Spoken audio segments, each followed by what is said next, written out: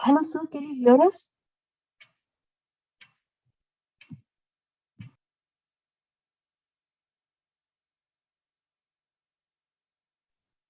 Hi, sir. Good morning. Unable to hear your voice, sir.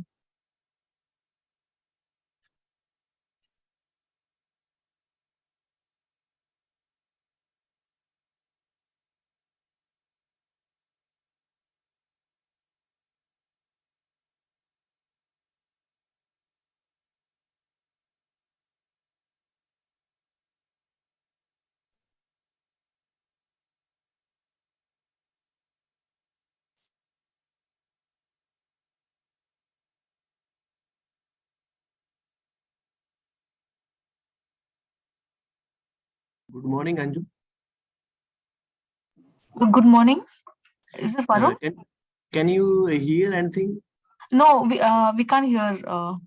Me and Rakshita confirmed that we are unable to hear They anything. have started. Yeah, it's the class. unable to hear sir voice. Okay, okay. Yeah, he's also unable to hear us. Okay.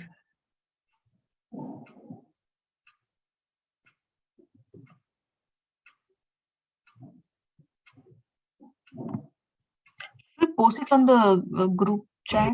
Now, am I audible now? Yes, sir. We can hear you now. Yes, Now sir. you can Now hear me? it's audible, sir. Okay. Good morning, sir. Good morning to all of you. Welcome to this first session. How many of you are online? I don't know where this, right? Okay. Good morning, sir. 12 of us, sir. Yeah, we were talking about your one of the very, very important concern now or end also, and every day you'll have this concern.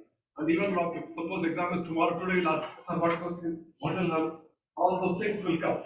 So that assurance I will give you, all of you 100% will pass. Pass with good marks. Okay? With that confidence, try to learn. That, so we covered 3-4 issues. The fourth issue that your prescribed book for this class is Dessler's HRM. That e-copy is already with Arvind sir. You will set all. Okay? Number one. And in my style, I don't normally go by the. Okay, it is more on the practical implication. So, book for topic you said. It is all. I will touch it, but not. So now we are going to this is it. And what my advice to you, each class, whether my class, any class, each class take notes, pick up 10 words. Excuse me, sir. Yeah, am I audible to you guys? Sir, your voice is not properly clear, sir. Is it better now? Tell me, I'm moving. No, so it's very low actually, it's coming very low. It's better now. Is it better now? Am I audible now? Yes, a little bit. You're audible, but we're not able to understand it properly. It's very low actually. Okay, I'll call them again.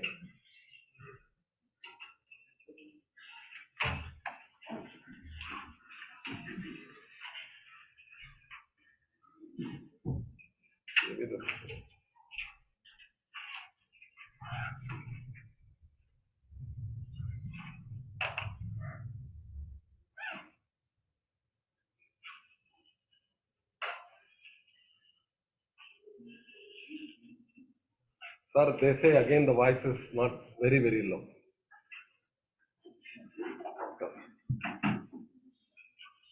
Just 2 minutes, guys. I cannot talk business. I can talk personal. Because everybody has to. Guys, while he's coming to touch, can I continue to talk? Or you want me to stop for 2 minutes?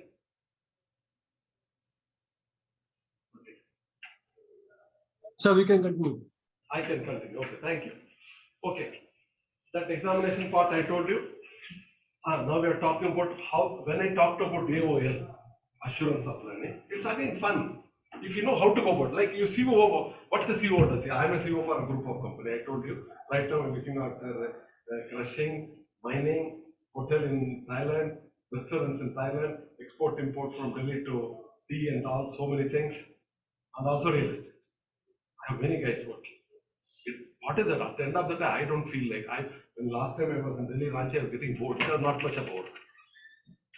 Come. If you know how to go about it, if you know how to go about learning, or if you know how to take about executing action, It's fun. If you don't know how to go about it, then you lose confidence, then everything. So learning also same thing. You get into that spirit of, I'm going to learn, pick the points. So coming back to this class, every class, for example, what are the new terminologies picked? Like for example, today I'm likely to talk about transactional HR, transformational HR, strategic HR, international HR. I'm likely to talk, pick 10 words, understand the meaning through one way of learning. Okay, at every class, I ask you, instead of other things, all those PPT, everything will come to you. Don't worry about it. But be key listener in pick up every class 10, 15, the words which you are not aware. You are aware or you are not used to these 4 words, right? What I told you. Transactional HRM, transformational HRM, or strategic HRM, or international HRM, or PCM 5 model in HRM. You know, all those things you may not have heard it, right? If you hear it, take a note of it, understand the meaning of it. Yeah, please. Come. If you just understand and have a meaning of it, that's one learn. Second thing is, all of us, we know a lot about management in a common sense manner. Okay? You are not supposed to talk common sense manner. For anything, everything, you will talk about conceptual framework. Okay? Conceptual framework means you talk about motivation. You always generally talk about motivation. But you talk about the theory. This theory talks, Maslow's theory of motivation talks about it. So every class, you are learning 10 terminology, which I told you. You will also learn conceptual model. It may not be much in every class. If you are keen, like, you know, Krishnan, you take out the butter in the learning. You know, come on. Sorry guys, first today I think they are getting serious, but they are not serious. Come. Hello, online students. I hope I'm okay now, right? Hello. Yes, sir. Yes, sir. Yes, sir.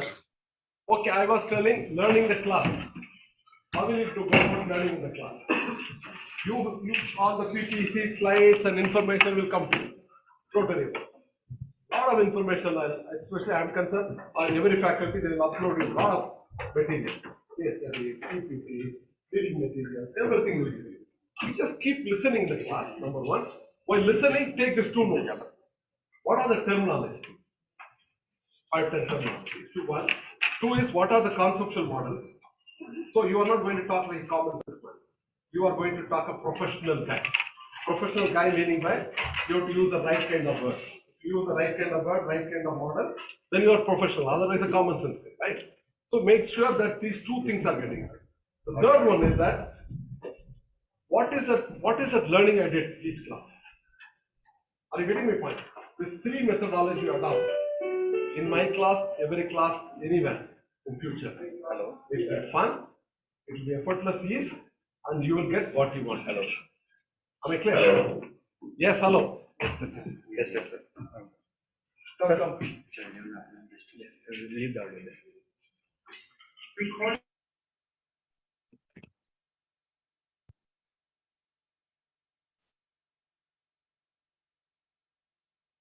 Okay. Where is that? Oh, fix that. Okay, guys. Is that enough? Any questions on that so far? So that we'll get into the subject. No, sir. Come on, sir. Good to see you guys full, but it's a little late. Come, go. Now we understand the difference. It's only 5 minutes late, but how much they missed it? I'm not finding fault with them. I'm saying this is how you cannot miss the class. Especially executive MBA student cannot miss the class. You just see now 5 minutes. 5 minutes, do you think that they missed? I feel that they missed a lot. I don't know. Correct? So don't try to miss. Your thing is be in the class. Listen. You don't have to struggle yourself. We are here to struggle. Nah? Why you have to struggle? Our duty to struggle, to make you to learn. Your duty to be a key listener and pick up the things which you are likely to pick up. Okay, that's all. Come, sir, come. Okay, now can we get into the subject? Background is over. The topic we are going to discuss today is the subject is HRM, Human Resource Management, which most of you are aware of it, right? All of you are concerned with HRM. Mostly 90% of you are being governed by HRM, either in getting appointment letter, getting salary or things like that. Few of you may be heading HR or working in HR department. Anybody directly working in HR department? Please raise your hand. See, 1, 2, 3, 4, 5. You guys will have a tough. Okay, come.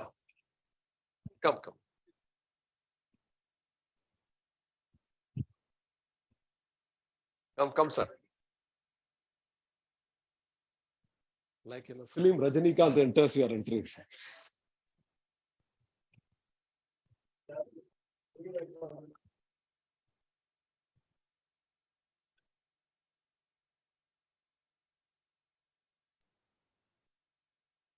Okay, guys, once again. So HRM, all of you are aware. Now, in what way we are going to learn HRM? What is HRM? What is HRM? HRM is simply, let's get into a very relative simple definition. Book's definition. HRM is concerned with relating the employee's relationship with the employer, right? HRM is primarily concerned with relating the employee's relationship with the employer from the day he joins till the day he leaves, right? Simple. Let's not get into the theoretical. Okay. Which means the HRM will cover subjects like recruitment selection, onboarding, placement, compensation, training, performance appraisal, and then best practices like employee engagement, competency mapping, and finally closing, cessation of service, resignation, retirement, or termination. This is the whole ambit of HRM, right? Now, if that is a whole ambit, most of the places you guys are not happy with HRM, I know. You will not accept it, right? I can see that guy's smile, the black jacket. What's your name? Kiran, you are not happy. See? Right? Madam, that's what I told you. We'll have a tough time, you only. Okay. Most of you are not happy. Some of you are expert. Yes or right? Huh? Yes, this guy is also saying yes. You think, what is HRM? Okay. No, that is the case. Why people are not happy with HRM? One, learning. I told you we are going to learn everything professionally in a fun manner. First, get an answer for that. Then only we can make it effective. Like a doctor, you go to a doctor, diagnosis, prescription, implementation, evaluation. So for anything, everything, you have to diagnose. Where is it? Now, HRM has to be effective, right? If HR guy tomorrow in a board of directors, there's a marketing director, Kiran Mazumdar madam sitting, she's close to me. She's sitting. It's very nice otherwise. The other directors are coming and sitting. You can sit informally. You can put your leg on the top of it, sitting informally, casually. Okay. When you know you are delivering, when you can tell people, hey, I'm delivering, please check up. Right? Am I right? I mean, first I said, Kiran ma'am, please come. Kiran ma'am is sitting. All other directors are sitting. Maybe supply chain director, production director, finance director. You are also sitting as a HR director. Will you put your feet like this? I will put your leg like this and sit. You want to sit like this now, madam? Yes or no? Yes, we should sit. To sit that, you cannot simply say that I'm wearing a nice three-piece suit, I can go and sit. You wear a three.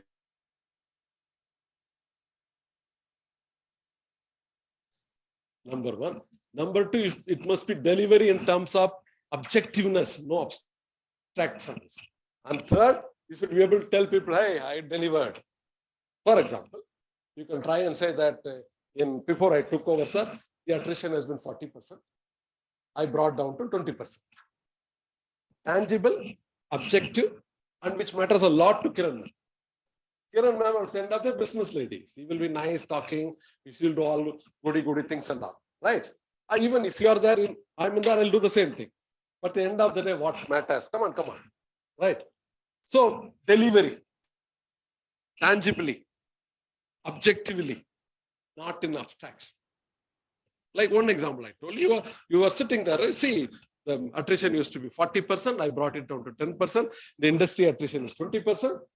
So if I brought down 10% attrition down compared to industry, compared to past, you know what kind of contribution I'm going to the business? Imagine, unimaginable. But that cannot be done just like that. But the end outcome is talking like that, right? So you must deliver. So now we're coming back to that question that you said you're not happy. Probably one reason could be HR is not delivering tangibly, objectively. HR is not telling other people, hey, I delivered it. Tell me. No, why? So, okay, before I come to that, I'm jumping. Why people are not happy with HR? Come on, tell some points, all of you. Huh? Right, accessibility is less, one, very good. Compensation, poor guy, they are not fixing anyhow. Compensation fixed by them irrational, so not happy. Sorry. Response time is bad. 3. They are not up. They are not reaching to the employees by giving the information and all in time. Okay. What else? Dependency means you don't trust them.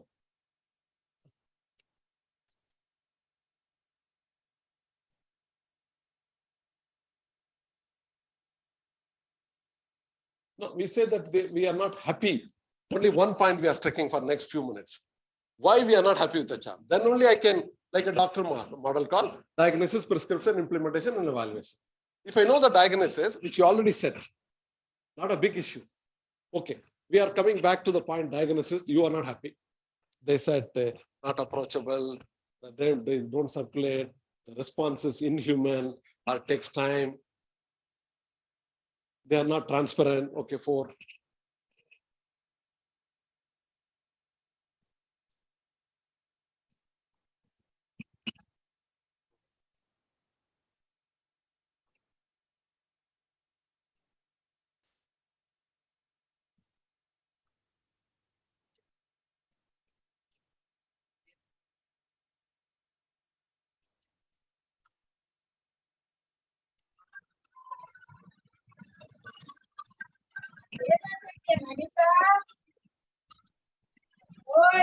So, madam says from beginning till end, there's a word called effectiveness and efficiency.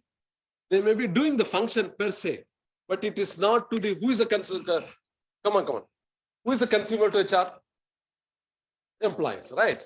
If the employee is not happy, I mean, employees will always demand more. If you go to buy something, employee will always demand more. Recognize that we are here to take care of the employee from the beginning till the end. If it is not, the response is less, or you are not understanding their perspective, or your policies are not employee friendly. So let's come into the point. We talked. Blah, blah, blah, blah. What is the point we said? Number 1, they are not. Can somebody write it, madam? You only write HR. All of you write rather. Not accessible. 1 point. Not employee friendly policy. Not employer friendly policy.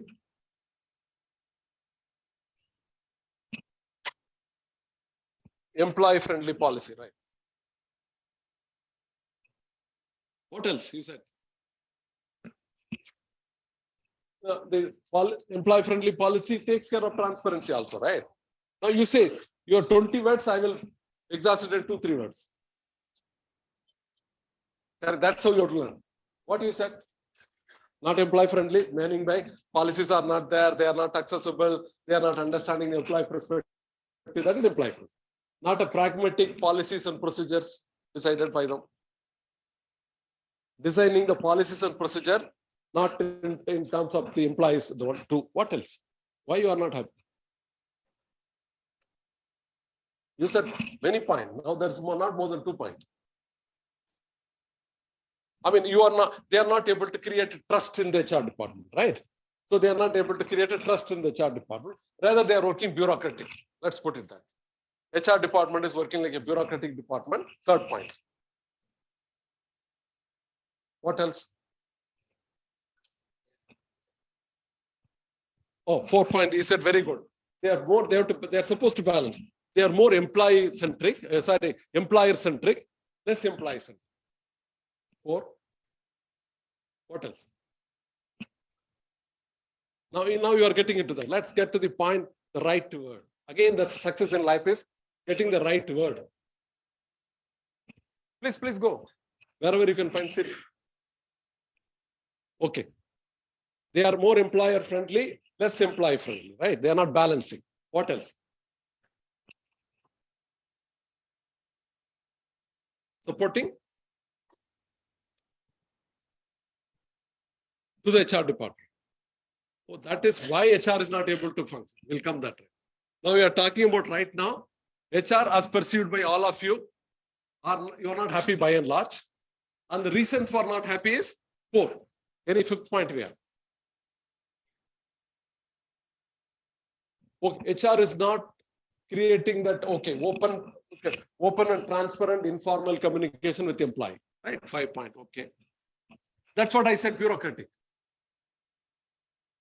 Yeah, one thing. When I said bureaucratic, again, all of us, we learn the whole process. We make big words into small, professional words.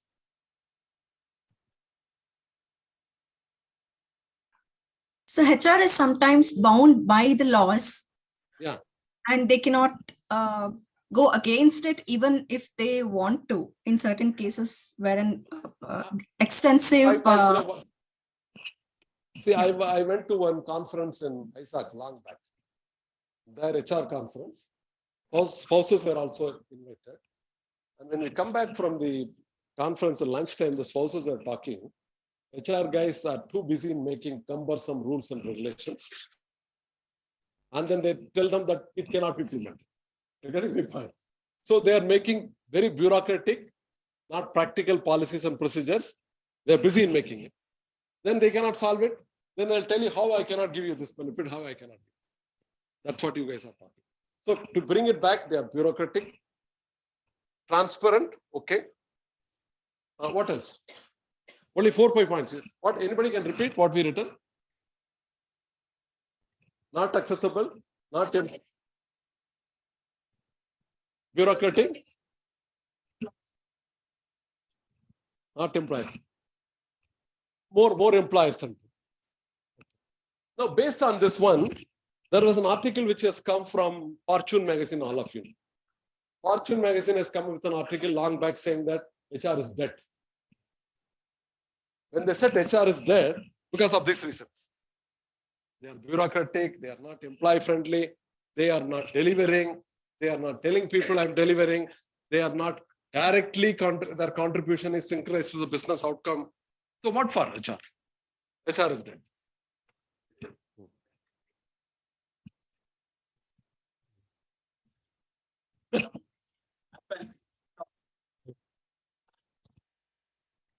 Okay.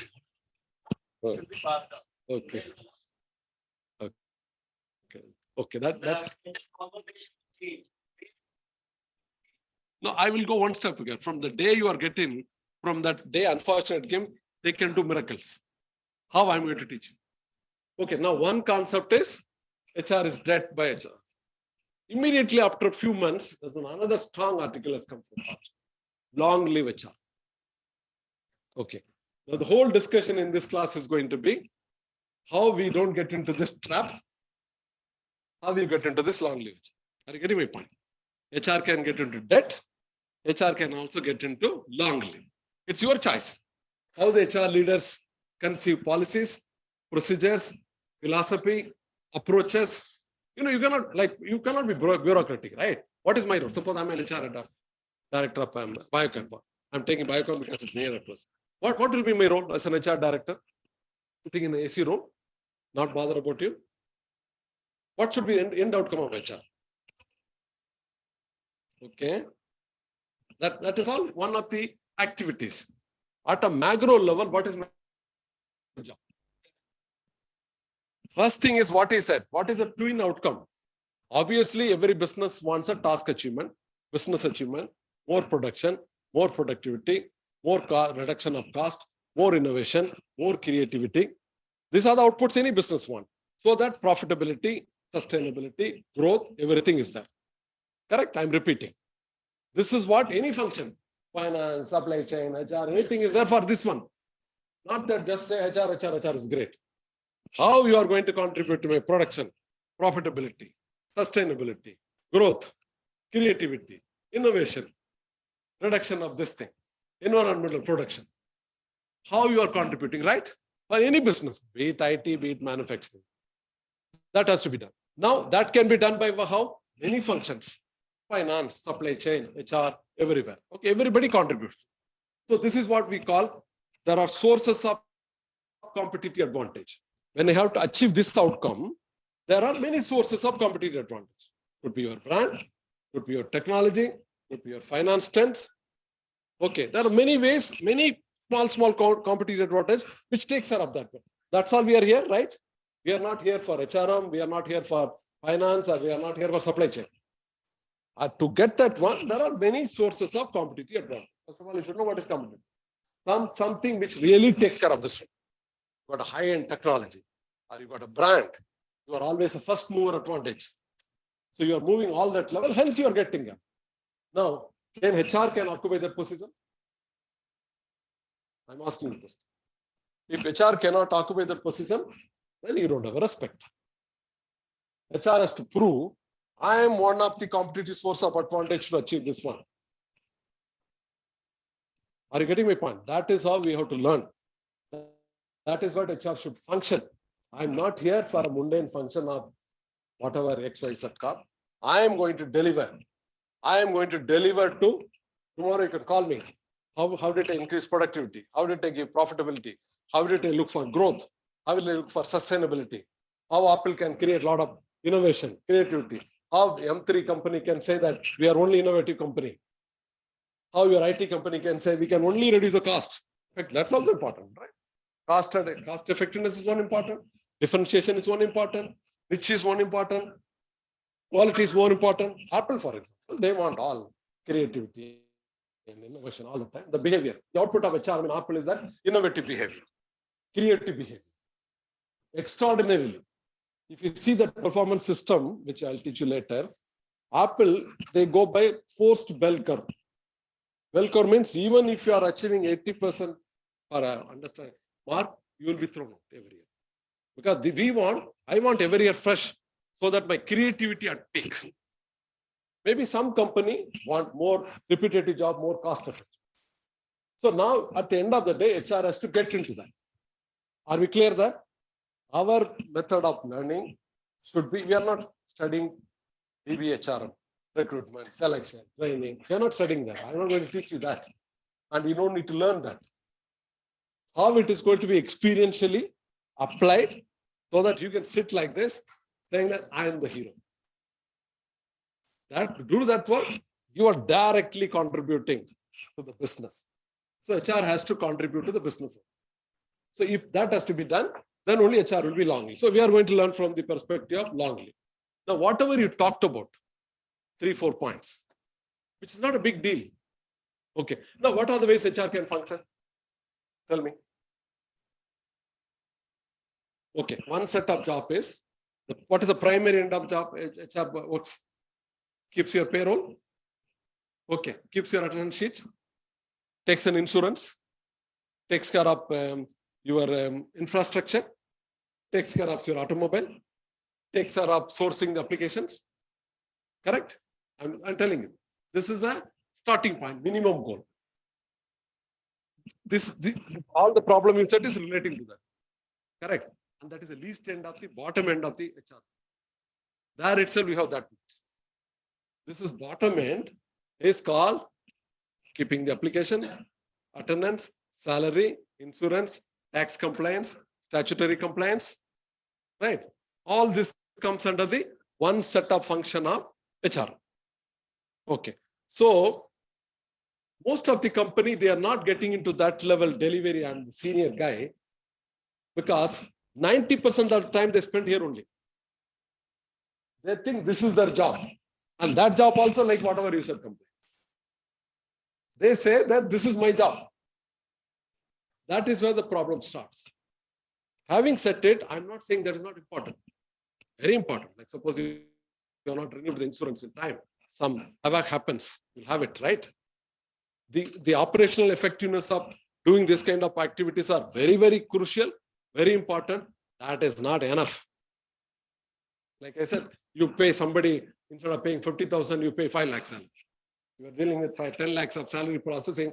You made a mistake in 1 or 2 guys. Will it be accepted? Or by mistake, you have not renewed the insurance 1 week before. Some accident took place. Can you allow that? So these are the jobs. This job is called, write down, transactional HR, write down.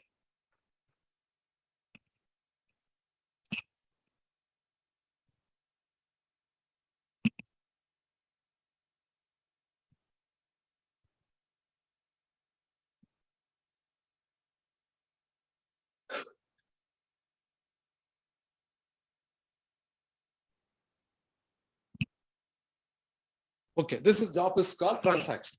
Why HR is not getting importance is that how much time HR department should spend on doing this transactional HR?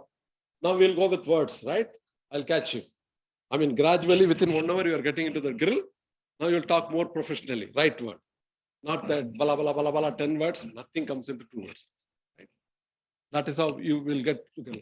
Now, transactional HRM includes all 4, 5. The question come tomorrow.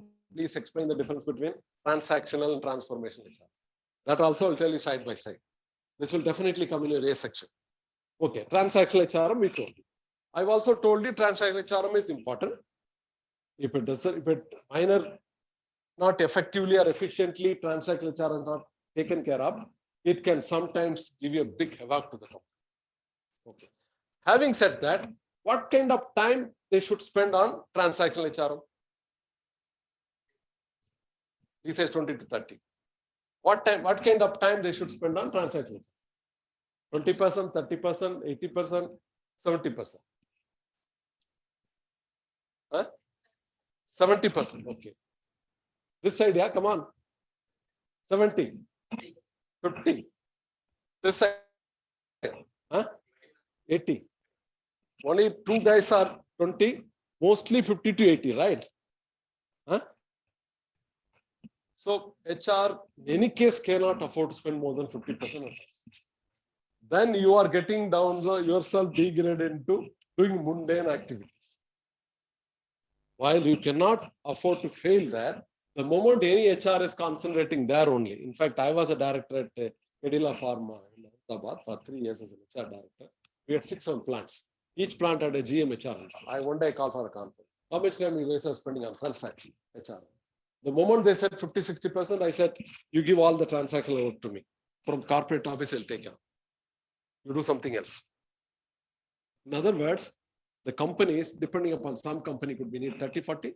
Some company doesn't need more than 30. And the beauty of it is that it can be delegated. Yeah. Transactional HRM, a lot of softwares are available. A lot of outsourcing agents are there. You don't need a big mind to use that. You can automate it. Whereas designing a PMS, you can have a software, but software cannot take care of it. Employee engagement, you can have a software, it cannot do. Right. But all this job, payroll, insurance, this thing can be done, automation, softwares, outsourcing. So we are all like people like me going and sitting in a HR director, I want 1 crore rupee salary per annum. If I say 75% of my time goes in this transactional activity, will you approve? If you are a board of director? Now are you getting to the point or not? I want 1 crore salary. I want respect like other director. I want also keep my leg up. And I will do this job. Madam, am I talking sense or nonsense? So you cannot do transactional more than 20, maximum 40. If somebody is watchful of it, I suppose I am a director, I have 6, 7 HR guys, maybe manager, general manager, I have a lot of staff, madam, and I end up doing that. I don't know these guys, why they didn't have this conscience for many years. And that is why they've been treated like a staff function. Step kind of treatment. Because they themselves created the situation. I'm a staff function, I'm not a line function. I can only do that. I don't know how they meant it. I've been throughout a CEO of my life. Last time, let me see. I also took charge of HR director. There only in pharma. I know that I will not fit for HR because I'm a, by now, no, I'm a very aggressive guy. I mean, matlab ke. So there I created havoc. HR means what? What you get? Because you have to assert. You cannot assert if you are not clear about where is my contribution area. How can I contribute? I'm a restless. I want to contribute to the business. Not that I'm sitting again morning 9, 5, okay, I'll pack up and go home. I did some kind of this one. No. So one, your transactional cannot be. The moment you do it, do you think that they'll get into the right step? Okay. Now what is next? Sir, you are saying 20% agree. Let's settle for ourselves. 30%, right? All of us on your behalf, I decide transactional HR should not be more than 30%. What the hell they will do? Tell me, I'm asking you. Okay. Okay, he says work towards employee engagement, make them happy. One. What else? Because 70% you have time. How? Right. At least it's clear. Think in terms of how can I improve the productivity. The moment you'll think, want the responsibility, you'll be able to avoid. If you are only not ready to think, okay, he said, think in terms of, he said, employee this thing. Again, identify future skill, okay. Find learning opportunities for employees, okay. Good points. I'll make it in again 1 or 2 capsules. You will be left with no points, I'll tell you. Come on. Huh? Develop successes, good points. Yeah. So, another second aspect of HR is called transformational HR. Right now.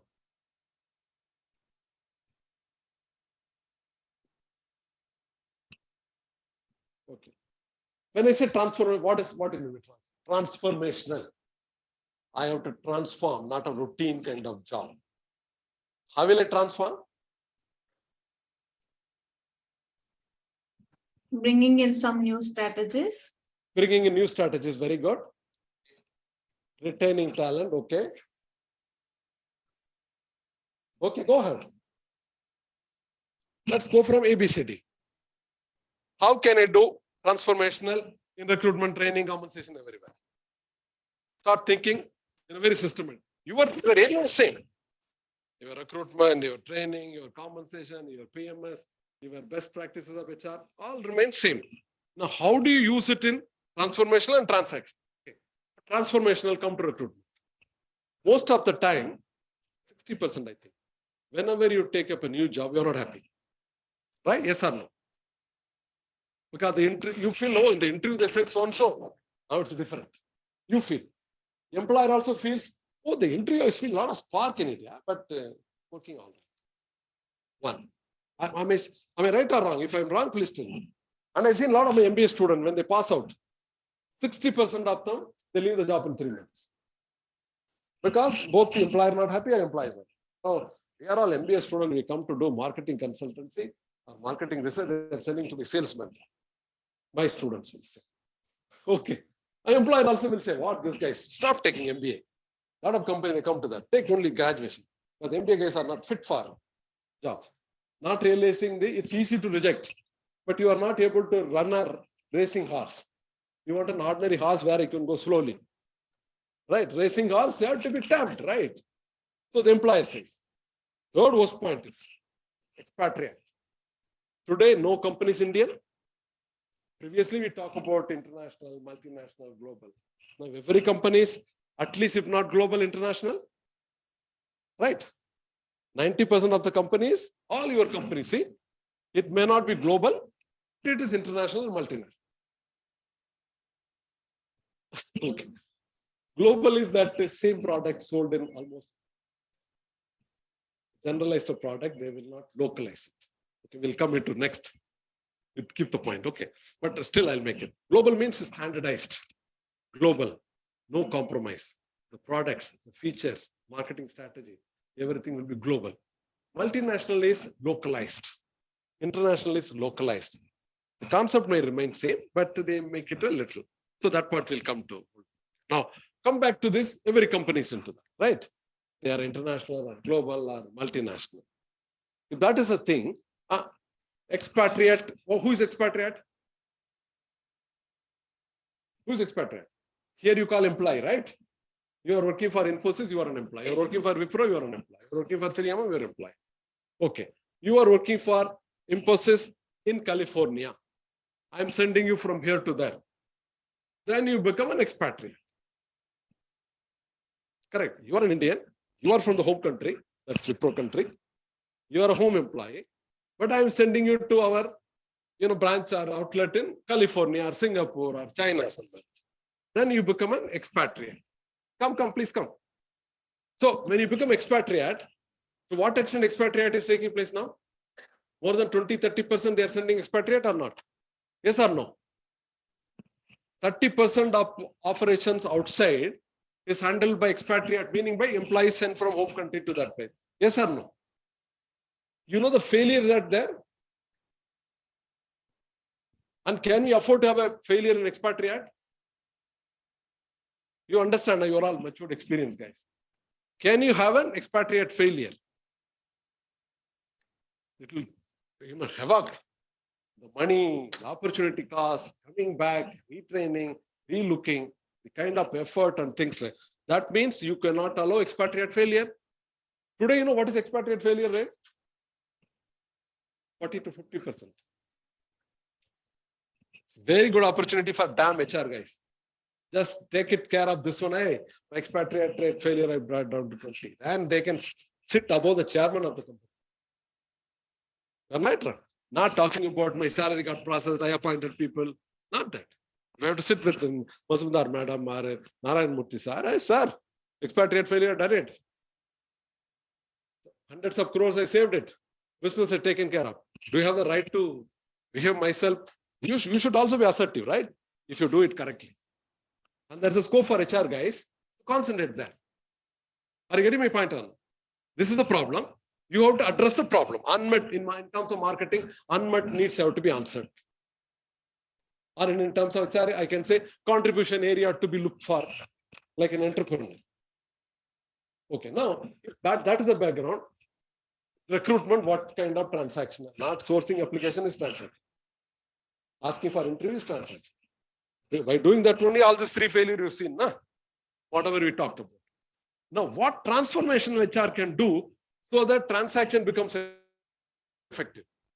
You prepare a write down. For example, you prepare a clear-cut job content analysis, like Canadian immigration, or an American's job content analysis, job profile, role clarity,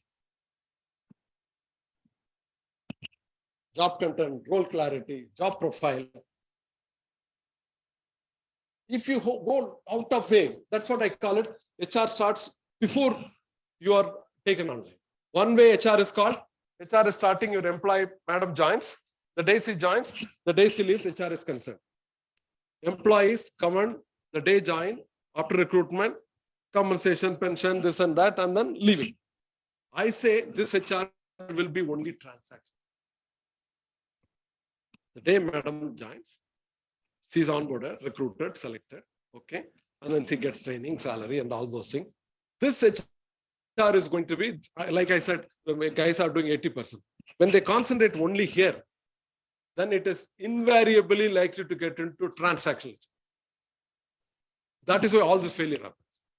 Meaning by before madam joined, after she left, concentrate there, you'll become a transformational. Are you getting my point? First role is this one. Normally you think HR is? Yes, correctly. Recruitment, selection, placement, onboarding, training, compensation. This will remain same. And if you say HR is concerned with governing the employee in terms of this thing, okay, done. One aspect is very clear. We are not saying no, which predominantly transactional. And if you do that, you are going to fail. You have to get into transformational. If you have to get it, if you want to show all the time, I'm so senior. You see, people like me will go and sit like that. I got my point. That's why people like me are very less in HR, or they'll throw me out. Okay. Now, and I cannot be in HR also because I want something dynamic. Okay, come back to this one. Now, which means before and after. When I say before, what does it mean? I'm recruiting for a marketing manager. I'm recruiting for a management training. I'm recruiting for a cross-cultural function. I'm recruiting for an expatriate. Have I done my homework? What is the job content? What is the role clarity? Does it have a meaningful job? Can I prepare a KRA? What is KRA KPI? Key result area, key performance indicator. Do I have a job description? Do I have a KRA KPI? Do have I studied the job anatomy and physiology? If I do that, by doing all those things, I will give you one word right now. Competency-based HR. Competency-based HR.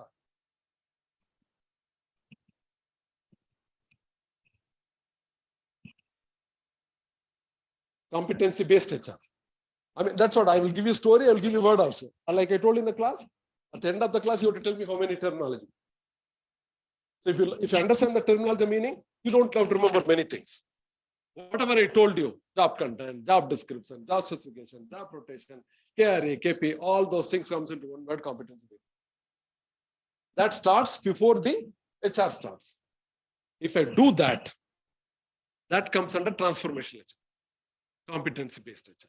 If I do that, whatever we talked about, 3 unmet needs, 3 problems to be addressed. What is a pain? How can I address a pain? If you go to the supply chain, we talk in terms of what is the pain, man? How can I address the pain? So you have to learn also HRM, not an HR, cross-functional HR. If you learn simply HR, you are nowhere. So you turn HR in terms of supply chain, in terms of marketing. I told you, marketing, unmet need is a marketing. So HR also should work out a contribution area in terms of what is that culture that I'll come to. So one thing is competency-based HR, right? The second thing is, let's come to training. Okay. Now training, or for example, next is compensation. Now, how will you go about fixing compensation? Which culture? Which country? Again, we are talking in terms of global multinational. Do you want all the retirement benefits more? Or you want every Friday salary to be given? At the end of the day, you want to motivate the employee, right? You have to motivate the employee. How will you do through your compensation? So you will make a compensation market survey, or aptitude of employee, or expectations of employee in compensation, which normally we don't do, right? We know, I'm HR guy, I know to fix salary. What's your salary, last salary? I'll negotiate 10%, 20%. This is my company format, I'll give it to you, right? That is transactional. When I go transformational, I understand the market study. I understand the behavior of you people. Like you are working here, or I pick up somebody from US to work there. The cultural is different, right? The expectation is different. At the end of the day, through compensation, I have to motivate to perform better, right? So if I do it in a transformational compensation plan, understanding the market study, expecting the perspectives of employees of different countries, different age groups. Like, for example, after age of 50, people may not like to get into more retirement. They don't mind even paying income tax, right? Or you will force your own compensation. Okay, that is second one, transformation. Then the third is, what could be the third one? Tell me. 2 points I told you, one relating to recruitment, one I told relating to this one. Let us take in terms of training and all. What kind of transformation? What normally they do, training? Yeah, time management. Yeah, they'll put a calendar, they'll copy, see the trend. Oh, today people are talking about supply chain. So we'll also conduct a program. Nothing wrong in it. But that is transactional. Transformational. Suppose I have a company, X company, more into research. Only 200 people are there. Let's take a pharma company. 2 pharma company. 1 pharma company is more into research.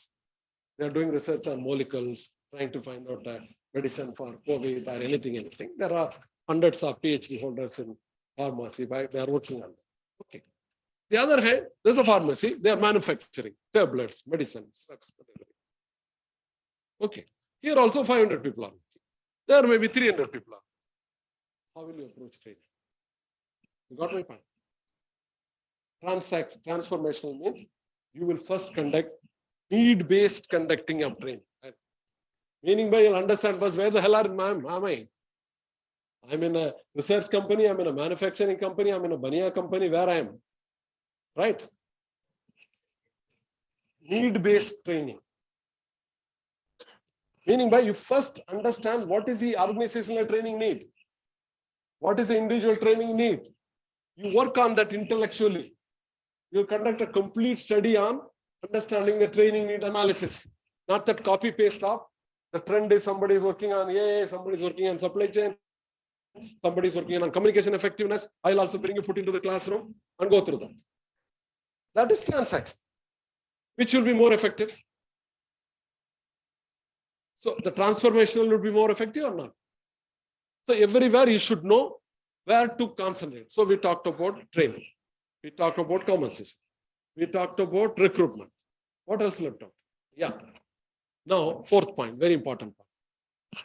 As I told you, you want at the end of the day organizational. Customer is very happy. Organization is very happy. Turnover is better.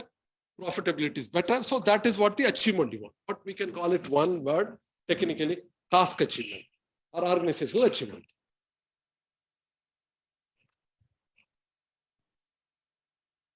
At the end, we want to do this thing only. Otherwise, I don't need a charya.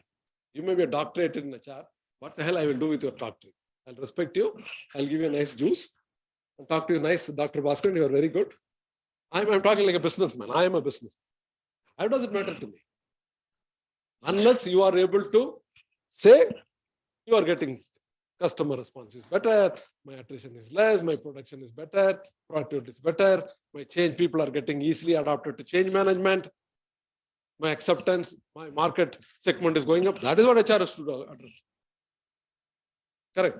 Now, if that has to be done, how it can be done in HR? There are many people will do that. Marketing will do something, finance will do something, supply chain will do, everybody. Now, what HR can do to that?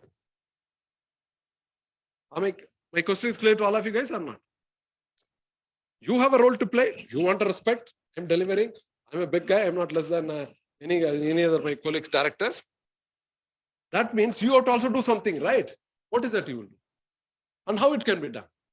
Okay, now next question is that, now if that has to be achieved, you will grill employees to achieve one approach through rigorous performance appraisal, monitoring, review meetings, torture them, throw them out, right? This is called control-based HR. Because you have to achieve that, right? I'll fix you. Without knowing that KRAKP, I'll fix you, comes some job description, call you for meeting, review meetings, harass you, make sure, because my intention is you have to achieve that. One approach. Do you like this approach? Because I said that I don't want you, I need the task achievement, right? One word. Whatever 10 word I said, that one word is task achievement, right? I want you to task achievement. What could be the approach? The approach I said is, yes, I have a review meeting, monthly meeting, executive meeting, weekly meeting. In that, basically, I'm going to grill you. Right? Or cooked. Is that right? Huh? No. Why it's not right? Employee experience. How am I concerned with employee experience? Yeah, I'm running my danda business. Right? Sorry, please don't mind. I'm giving you so that you learn HR in a more functional, practical manner. Okay, I can write. It's not sustainable, right? That one word I can go. You're not happy, how does it? Okay. Approach. I use the word approach. One approach is one, which I call it control approach. The other approach is development approach. You can pick up the words. At the end of the class, you have to give me all the words you picked up. You don't write much. You write one page, the words. Correct? Your test is not writing more than one page. Even your exam papers, I'm very clear. Don't write more. I'll not give you marks. Write very less, which is very difficult. Even in this class, I don't want you to write more than one page. Then you'll be careful, right? The words, the methodology, the terminology, the conceptual model. That's all I want you to say AOL. Please, I will not repeat again. My class, maybe 5 section I'm coming. I am interested in your AOL only. Big badmash. I don't want anything less. Correct? We are all at the same page, right? AOL, AOL, AOL. Forget about marks. You'll get excellent marks. That I guarantee. But you have to guarantee me AOL. Okay, got it. Next, one approach is you said control approach doesn't work. Then what could be the other approach? Huh? Okay, development. Well, how will you do it? I hope it's all going all right, right? We are not running fast. Yeah. What is development? Okay. Planning everything strategically, okay? Okay. Today's manager leader's role is a bureaucrat, not controller. He should be mentor, coach, clarifier. You know, the leader's role should be not a control-oriented guy fixing the target. Like there is a concept called 1 minute manager. I fix a target. I'll review. I will torture you. Correct? Indirectly. I mean, they must be doing the same thing in 100 different ways, but the matlab is same, right? But where are the leader is supposed to be a mentor, coach, facilitator, enabler, so that you have fun to come and work, fun to come and learn. Okay. Now for that, there are two approaches. One approach is control. Development approach is called, I will concentrate on people first. They'll take care of this. You have to believe that. Okay, you have to believe that approach. If I believe in people, if I take care of the people, okay, they will achieve that. Okay, here we talk few minutes. The first book written by Mr. H.L. Vaicham. He has written a book called, I'm not getting his name, that Mallu gentleman. He has written a book called People First. That book was accepted in Harvard.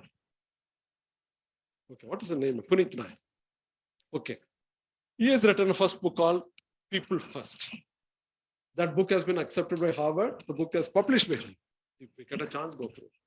He has come to the conclusion that you take care of these guys, give him a meaningful role, meaning a happy role, give him the right kind of training, give him the right kind of things. Above all those things, believe. There's one thing called theory X and theory Y, right now. That's what I call conceptual model. What is theory X and Y? Theory X, theory Y. Okay. You're right. You're saying something. Theory X and Y and all, it's all psychological theory, well-proven theory, more than 100, 200 years. Okay. That's what, again, I'm repeating. I want you to know common sense. All models, theories, terminology. These three things only you have to learn. If you do that, you achieved a lot, I'll tell you. Otherwise, just, okay, mundane, you are also coming, you are also learning something. Okay, now theory X and theory Y is called, it's called theory X believes employees are like control, need to be given a clear-cut task role, reviewed, controlled, monitored. If I leave them alone, they will escape, they'll not work. In other words, I don't believe in employees. I don't trust employee, I don't believe them. I don't believe the potentiality to contribute. Theory X. Theory Y says, everybody has got a great potential. Which you agree or not? All of you got great potential. How come you can be sitting here, right? Maybe talking to you or listening. It's good of you. Thank you guys, you are listening. But you all come through something, right? Everybody's potential. Somebody could be expert in operations, somebody could be in IT programming, somebody could be HR. All of our potential. So theory Y believes everybody's got potential. Everybody can contribute to. Everybody feels satisfaction in contributing. It's not that nobody wants to contribute and get the satisfaction. You're driving a car. Are you getting a kick or not? Or a child is walking, falling down. Child is happy or not? Oh, I managed, I've done it. Right? Every human being, like I can come and deliver 3 hours non-stop at this age. It gives me a kick, right? So everybody is potential. Everybody wants to contribute. Everybody wants to enjoy that contribution. Are you getting it? The stars they want, oh, my movies hit, 1,000 crores hit and all. The guys might be making big money. They already made big money. That will not make them anymore. But what is the contribution? So that is what theory Y. He says, now if you go by theory Y, take care of the employee people first. Give them right. Some people maybe like take marketing. Some guy is too good in sitting in the head office and preparing marketing plan, marketing research, segmentation approach. Good in preparing. He cannot go to the market. He cannot handle 3 distributors. The way he will tell, most of you are comfortable in Hindi. How many people are not comfortable? Not comfortable. Okay. If you go to this guys go to the distributor, say, "Tumhe kya pata? Bakwas, get lost." Right? He will say that you don't know anything about market. What the hell you come to that? This guy will run it. Okay. The other guy who is a go-getter, he knows how to deal with these guys. Better he will sit with them. Sorry, Hindi because I've been born and brought up only. So this guy will go and sit with them, have their lunch and tea, coffee, sir. Yeah, take care of this thing, that thing. So he's got a competency. If I mix up both, if I bring that guy to this one, or this guy to there, it will be a full mess up, right? So that means everybody has got potential. A mistake, I'm putting this guy there, that guy there. I can give my own life example. I was at the age of 31, I became a CEO. That time I was studying my law, evening college. One or two students, they come to know that I'm a CEO, I can give them job. Just pestering like it. You know that it happens now. I was sitting like you were sitting next to me. I was avoiding, then I could not help it. Then one day I told one of my distributor, I cannot put him in a company, don't put him in somewhere in a contract job, let him do it. Okay. Unwillingly, unhappily, I recruited that guy. Because sir is very high IIT guy. I cannot listen to anybody less than IIT and I am. That was my phobia or attitude or weakness. Right? I will not see anybody from any college. Right? Are you from IIT? Are you from IIM? Are you from Indian Institute of Science? Only then I will entertain. That was attitude that time. 30, 35. You also learn and grow. Nah? So from that angle, he was coming over. I didn't want to see him, but the poor guy put it. The other guy I selected through all advertisement, group discussion, written test, communication. I gone through all, both the guys' name even today. That guy was Asutosh. This guy is Biju Vasudev. This guy was studied in a convent school, studied in a good college, BBA, MBA, all those things, gone through everything. All those kind of. At the end of the day, Biju cannot go to meet even one distributor. He will rather avoid, not go for collection, not go for promotion, which is my line job, right? Biju can do a lot of working sitting in the office. He can write very good English, marketing policy and things like that. That guy, even a big gunda, will go those days, he'll go in a jeep with a gunman, he'll go and sit with the Jaiswal Bhaiya, give my money, give that money, he'll come back. I'll go to the another distributor, he will get 3-4 orders, give me order for that. So at the end of the day, who I needed? Both of them I need, right? But provided I know where to put which kind of people. So that's what people first say, that if I know the people, if I know, people are looking for a meaningful job, right? Like for example, today, everybody says that why you can't be a vice chancellor? I'm eligible, I can get a number of vice chancellors. I said, no, that is not a meaningful job for me today. Because then it becomes a different role. I have to sit 10 to 6. I have to deal with all PR1 things like, which I did everything maybe at the age of 40 years. Today, I don't like doing it.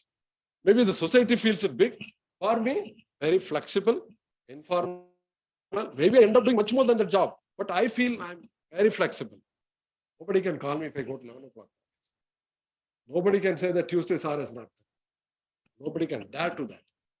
But my working contribution may be much more than that. But I got into that slot, right? So now you have to get into that. So people first is, if you believe in why, you put them correctly in that kind of job, your achievement will take place. Are you getting my point? So this is the approach. I told you now the approach to be effective HR. People first could be an approach. Development could be an approach. Control cannot be an approach.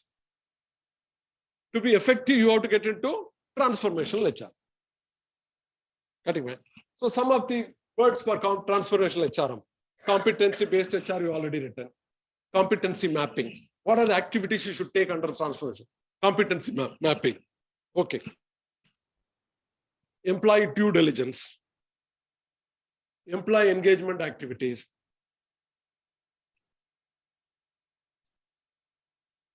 Employee engagement activities. Competency mapping. Compensation survey. Training need analysis. This all will come under your transformational HR. Then if you go a little higher, there are two concepts which we'll cover up later also. PCMM. See PCMM. PCMM. MM. Wipro is, for example, PCMM 5. What is PCMM? Most of you must be from IT also, I suppose. What is PCMM? People Capability Maturity Model. The maturity model. When I say 5, the more transformational HR activities do, you get into PCMM certificate. If your company is recognized as PCMM 5, one word, what we are talking 1.5 hours now. If your company is PCMM 5, that means your employer knows you're working at that level. Your employee knows you're working at that level. So that you have to go through in detail once you get a time. One is PCMM. The other concept is called Best Employer Survey. Who is the best employer last year? India, Canada, USA. There's a concept survey called best employer. So to reach that best employer, you cannot do transaction and get into the best employer, right? So in your transformational, if you undertake all such activities, I will do what a best employer will do. Suppose today Samsung has become Google as the best employer globally. Samsung is Asian level, Japanese level, or India could be some company. India, I'm not getting that. What's our company? You can go through this thing. These people are the best employer. Meaning by Facebook was once best employer. Okay. There are Fortune 500 companies. The Fortune 500 company may not be a best employer. Right. So are you getting into best employer? When HR head takes, if I have to take a director up in a big company, if I have to get 2-3 crore rupees salary as an HR director, where will I start? What will be 1 or 2 long-lived, tangible? I'm talking all nonsense, right? I have to also be accountable for a tangible, significant, deliverable, not abstract kind of words. Only I can deserve 2-3 crore rupees, right? Where will I start? Will I go and sit there, wait for an application to be sorted out, things like that? I'll start like that. Best employer. How can I take my company to best employer? If I done only one, my 3 crore rupees salary is done. It's not easy. I mean, you have to do whole gamut of HR philosophy, HR practices, HR processes. Everything has to be relooked at it, redesigned it. Team has to be created and implemented. Then only you can become best employer. Correct. One I said best employer, or I want to get into PCM 5. So these are clear cut, tangible, not abstract, significant, respectful kind. So if you undertake all this, now you know what all active. Suppose I'm there, then my time comes. 100%. What is strategy? What is the difference between management and strategy? Sorry, we guys don't expect the HR class to be straight recruitment or training. It will go here and there, right? What is management and strategy? All of you talk everyday management, right? And you guys also talk about strategy. Correct. What is management? What is strategy? What is the difference between the two? Huh? Sorry? Okay, let him say. Okay.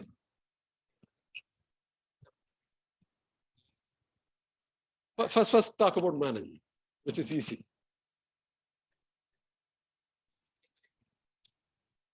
Okay. Okay, done. Anybody? Yes.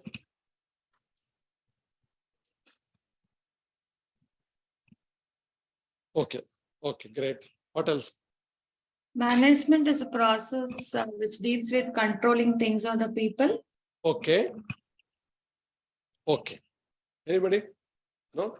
And you all been talking about management umpteen number of years because we have not learned properly the things in a basic manner. I will tell you, simple. What is management?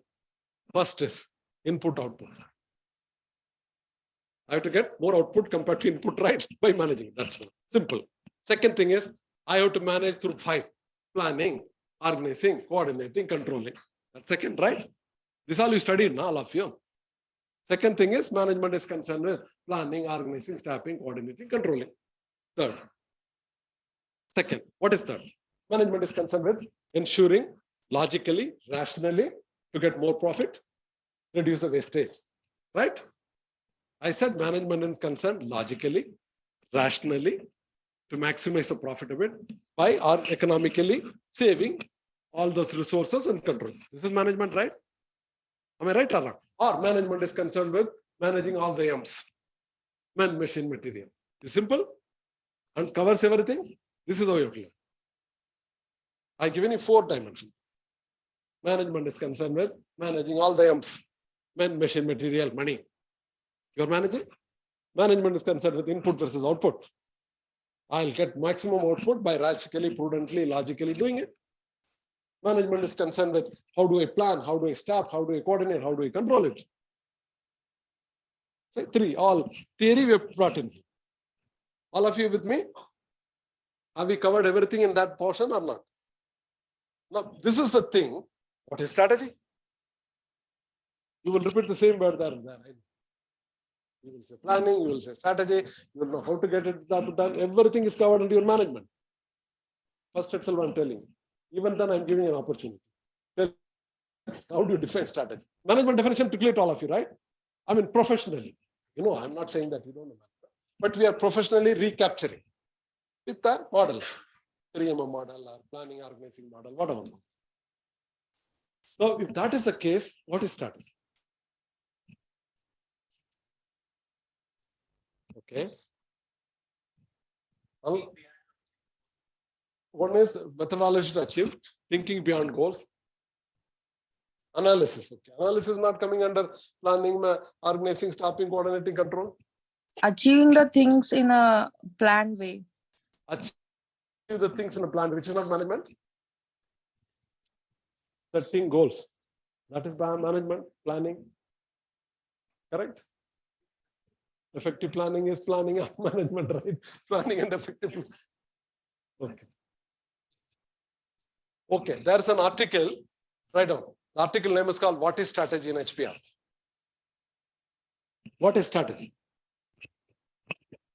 Excellent article. Very old article. Maybe 25, 30 years old, right? In that, what they concluded at 25 pages, I'll tell you.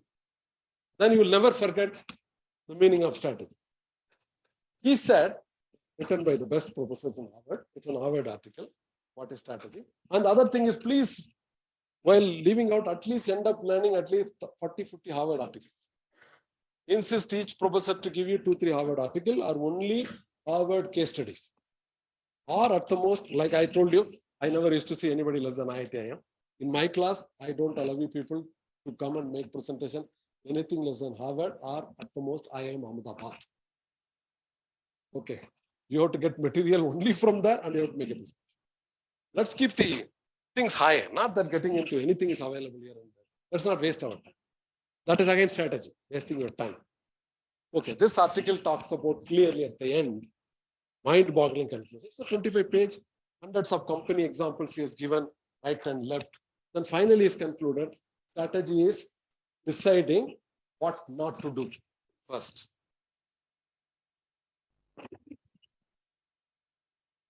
Strategy is deciding what not to do. I don't want to get into this sector. I don't want to get into this technology. I don't want to follow everybody. I decide. Management is, no, I will do here also, do that also, that. More money comes, my break-even takes care. Correct. Strategy is, I don't want. Apple phone, Samsung phone. Apple said, no, I will not get into all sectors. I decided what not to do. Only quality product, high price product, innovative product, often improving the product, more security concern. It's a quality, high segment, no that low segment. So I've decided I will not do. Then I decided what to do. Once I decided what not to do,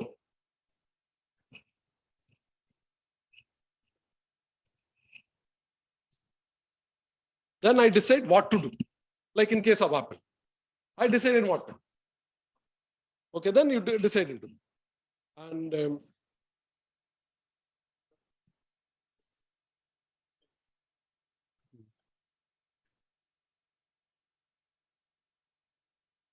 so now you are taking it to other angle. That's a strategy management class. Who will design strategy? There are different strategies. Corporate strategy, business strategy, functional strategy. If in this class, I'm restricting it to, there is another, once I leave this one, I'll go to that one, strategy HR. Okay, we touched only one, transactional, transformational. Next is strategic HR. Okay, now when come there, I'll touch you that one. Now, which means that you are supposed to concentrate, you decide what not to do and decide what to do. Similarly, in the transformational HR also, you have, the life cycle of the organization? Write down. Life cycle of the organization or product. You written, what are the conceptual models so far we discussed? Maslow's hierarchy, X and Y, and then now I'm talking about life cycle of the product. Okay. When you are undertaking, what is life cycle of the product or an organization? Initial, it goes like that, right? Initial, growth, maturity, decline, and goes like that. So strategically, you are supposed to decide where will I invest my training budget and resources. Suppose the company is at the level of growth, or company at the growth of initial, or company is dying. Out of this 5 function of HR, which function I will give more weightage? Are you getting my point? The company is at the matured stage, or companies at the dying stage, or the company is expanding stage, startup. Where out of all the HR, which HR act will be more? Maybe expanding company, more 40-50% of your time will go on recruitment and training, right? And with the dying company, you will not strategically waste your time in training. So that's another approach. So at the end of strategy means, matlab ki, I have limited time, I have limited resource, limited fund, I should know where to invest. Whether it's time, whether it's activity, whether it's resources. Otherwise, so now that article is also proved operational. There is a difference between operational effectiveness and strategic effectiveness. What is operational effectiveness? Nothing but managerial effectiveness. What is managerial effectiveness? You reduce the wastage, you reduce the manpower cost, you reduce distribution cost. This is all operational, which is like I told you, the transactional, which is a must, which everybody does it. Apple does it, Samsung does it. 3M also does it. Everybody does it. Nobody can say I will not do operational effectiveness. And nobody can say that it's not needed. Absolutely needed. Very much needed. But the pain is that is not the end. Operational effectiveness will make a cannibalism. You fight amongst yourself. I give my madam reduce some price in her product. I'll also reduce. Reactive strategy. Operationally, okay, you cut salary here, cut manpower there, cut something here, because operation is concerned with controlling that, which everybody does it, which is needed. But that is not enough. You have to get into strategic effectiveness. If you don't get into strategic effectiveness, you cannot survive. If you talk about Fortune 500 companies, maybe 10 years back, Fortune companies will remain the same. Today, if you see, the Fortune companies who have been there for 10 years, they are not there. The Fortune companies who have never been heard about, started or growing, all of a sudden becomes a Fortune. They become Ola, Uber, innovation, all those kinds. So in strategy, what we see is not profit, we see the wealth maximization. When wealth comes, profit is taken care of. So the competition becomes irrelevant. You are strong when you are at it strategically right. Are we clear with that one? So are we clear with the management and strategy difference? Or any question you need? Strategy is totally different. What not to do? What to do? Risky choice. It is not a rational. Like Nutrition soap, when they introduced it, they decided we'll not sell through the retail formats. We'll sell only through medical shops. It could be risky that by restricting, maybe your growth can go up. But what they say is that don't get into the growth trap. Companies got into growth trap, they become sick. Company who have been strong strategically, I'm there. Like for example, you see now, recently, I don't know why the hell they messed up. Honda car, all of you know.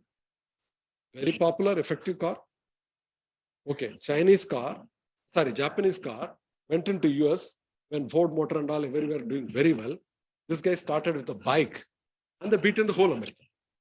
And globally, they were known for very good cars, but their strategy has been very clear, only petrol cars. Now, off late, just because they lost their strategic sense, they got into diesel.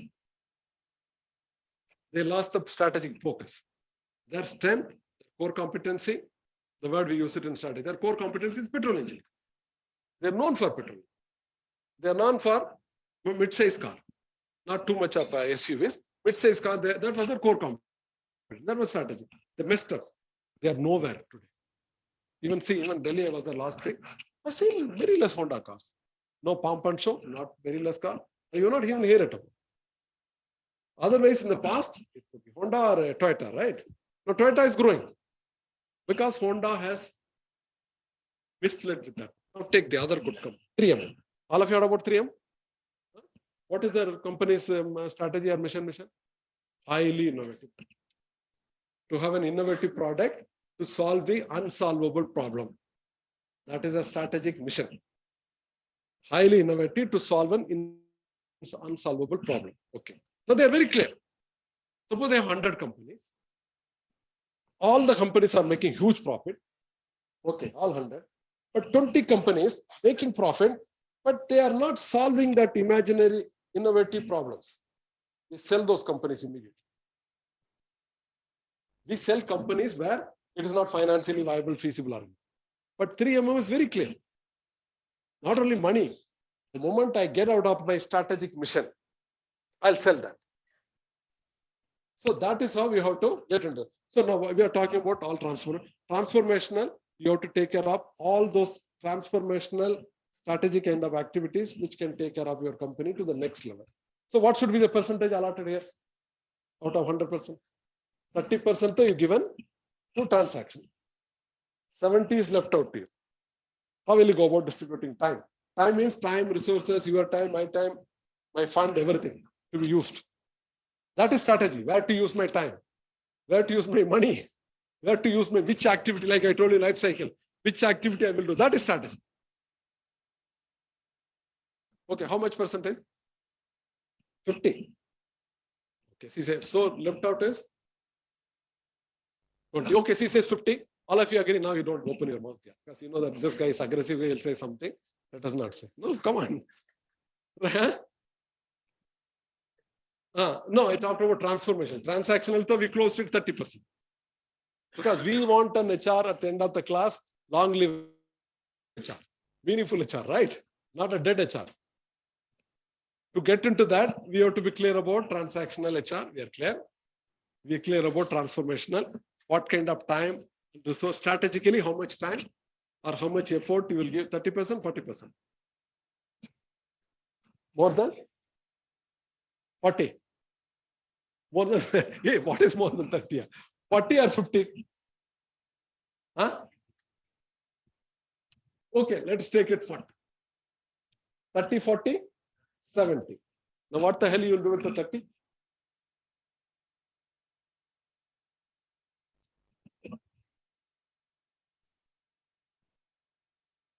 Huh? We are not talking learning and development, compensation, all. We are talking in terms of concepts, brains, transactional, transformation.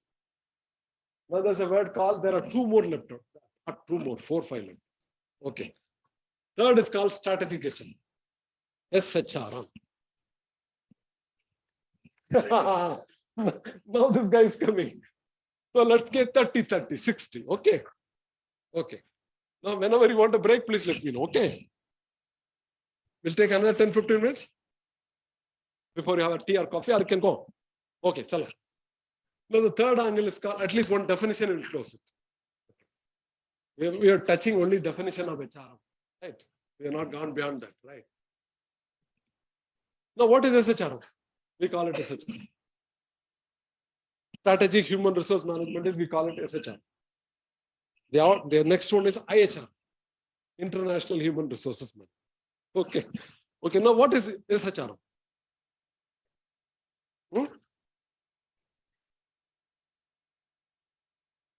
We are talking about SHR, not IHR. What is SHR?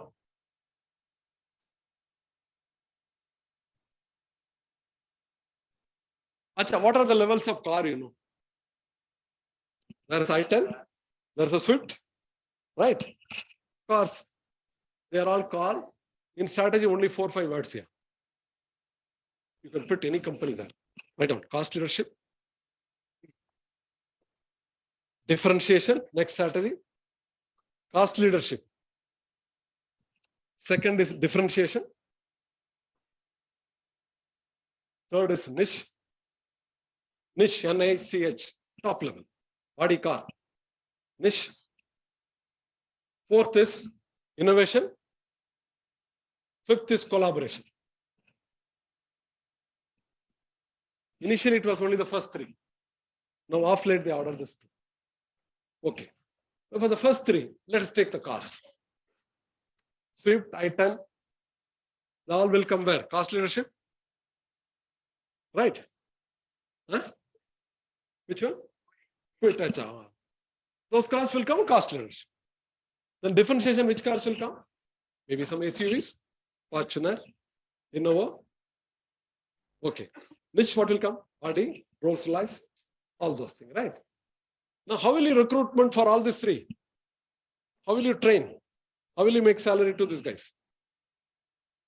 Guy maybe MBA. Are you getting my point? Are you getting or not? Take a lot of respectable ladies are there. You take your cosmetics. Elizabeth Adam. Funds. Right? Right? There are many. Cost leadership, differentiation, top. Take watches. Fast track. Tissot. Hagware. Rolex. Right? So you have to understand which the company, where the hell I'm there. Then your HR activity, selection will be different here. Training will be different there. Salary will be different. Even the guy who delivers a car, for example, low-end car. He also calls the Panditji or some puja part or whatever, mala panke photo karke bhej dete, right? They do all those stuff. Done, no, right? They also it's done. And the guy who's going to take, you know that Madam Neeta Ambani has bought a car worth 100 crores. Did you see? Last month only. Last month, 100 crores worth of cars. I asked, where the hell she will drive in Mumbai? You know, Mumbai, all of us we know. Where she can drive? They say, hell with you. My friend said that. Hell with you, she's not going to drive. She just parked the car, lot of diamonds in that car. She parks in Mumbai somewhere else, people will take away the diamond only itself. Okay. Now, jokes apart, it's recently happened. 100 crores worth of cars. Okay. Now, the guy who's going to deliver the car of that level. Madam, see how much she must be possessive in taking delivery. Right. The guy who's going to deliver that car. Will you do the same simple puja Panditji or somebody? Right. I didn't know about Neeta Ambani, but I heard about the RD Rolex and all. The marketing guy who's going to deliver, he prepares at least 15 days survey on the buyer. What he likes, what color he likes, what smell he likes, what kind of sound he likes. You know, he does a complete survey on that guy. What kind of first music you listen, what kind of door sound he wants. You know, a lot of these cars, you can even program it.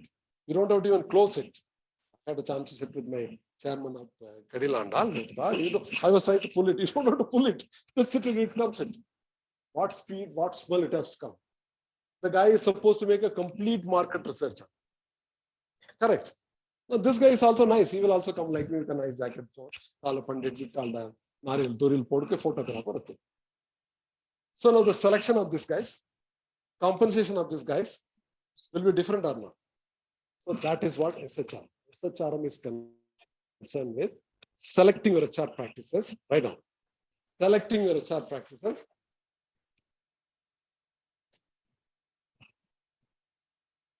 Based on the strategy of the company.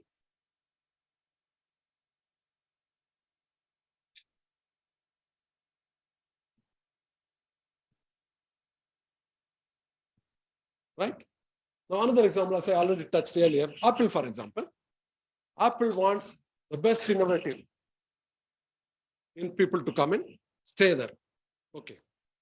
Obviously, when they select the best one. Okay, they select best of the schools, like maybe internationally, whichever schools are best. They go and then they go through all the selections. 1 round, 2 round, 3 round, 4. They got it. Which means 99% they recruited a good guy, right? And it's a correlation. These guys are likely to perform also very well. I mean, I've seen it. There's a good correlation between people who studied well, studied from good place, are working there in food. There could be exception, could be there. But the other way, not studied well guy, exception is very less, doing very well. Not studied well guys also do very well, but very few. But very well studied guys are likely to do. That's a correlation which everybody finds. Okay. Now, I don't know whether you agree with that. No, where were you? Where were you, madam? Hiring. Apple has hired the best of the guys. Best college, best recruitment method, on board, given. Even then, Apple goes through the PMS strategically. In the PMS, there are different methods. One method is called relative method. One method is absolute method. Absolute means you like, for example, in the class, all of you, each one of you get independent marks. 60 marks, 80 marks, 90 marks. You got yourself. Nothing compared with the other person. But when I was studying in 1982, we had a relative grading system. You know what is relative grading system? If there are 100 in the class, only 10 guys will get A grade. Even the A grade stops at only 99%. You got 98 also, you got to B. Because there's a formula fixed. It's called forced bell curve. Force means we are forcing, we don't accept. This is not logical. Now, how it is linked with Apple, I'll tell you. I want A only 10, B 40%, C 20%, and 20% D fail. The guy who's failing could be getting even 70%. Mark wise. Straight away method, you will see you scored 70. But in IIT, you have failed. Because you have been put through force system. 20% people have to come into this thing. The same is approved in the concept was used in industry in G first, general. Failure.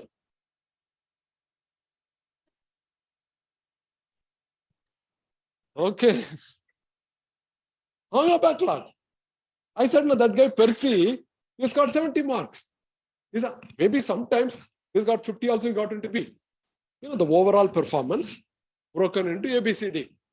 In the ABCD, A will be only not more than 10%. D has to be 10, 20%. Whatever. Apple follows this system in PMS. Okay. 20% every year have to be thrown out. And the guy who comes in, normally, logically, cannot be worst. As I said, you are selecting from Harvard, Michigan, IIM Ahmedabad, or Stanford. You are selecting from all Ivy League schools. All of you heard about Ivy League schools. The guy who was graduating from Ivy League schools, not like potentially he must have done very well to get through to Ivy League schools and get out of it, right? It's not easy. So you recruited that, and your recruitment also 5 rounds, technical, cultural, fit, everything. So by and large, that guy is likely to perform very good. Even then, I will remove. Why? I want absolute innovation. Strategically, my company stands for innovation. I want fresh mind to come in. So what I'm doing is procedurally, maybe right and wrong. So that is where SHRM comes into. How each activity. The same thing if you do post bell curve in some other company, you will thrown out, your attention will go high. Can you use post bell curve everywhere? So strategically think that to use post curve, that to give simple factor analysis of fields. That is what. So if you don't know, then you will end up making all best practices. What we call people like us, some offline, some new concept has come like today, AI, artificial intelligence. Somebody talks about, oh, we'll do post bell curve, new PMS practice. I'll implement in my company. Oh, in my case, it was implemented. I was a director in this IFMB. Okay. That guy, Sanjay Patode, is also a strong IT guy. He become the promoter. All of you must have heard about IFM, this nearby electrons. They are one of the top B schools in today. They are the one WSSP accredited. So I was with him as a director for 3-4 years. Very tough guy. He strongly believed in G. He says our faculty will implement force curve system. Big failure. Reason being, hardly 50 faculty. If you put force curve, there when IBM have 5 lakh people working in 10 companies, IBM can afford to think about the force that strategically fits in. If I do force curve in IFM with 50 faculty, it will be disastrous. That is what we call SHRM. Strategically think where the company is there. In cost leadership, differentiation, what? Where the company life cycle. What is the core competency of the company? What this company can digest. It puts a lot of thinking, right? So you will borrow whatever learning from transformational. Along with transformational, you link this strategic one. Then you'll do that. In the next class or today itself, I'll tell you. There's one case study, one of the best case study in Harvard called Southwest Airlines. Okay. They become successful. Probably today itself we can discuss. I'll just give you free pop-up. They say that we are successful because of strategic HRM. So now have you understood the meaning of strategic HRM or not? Just for the definition purpose.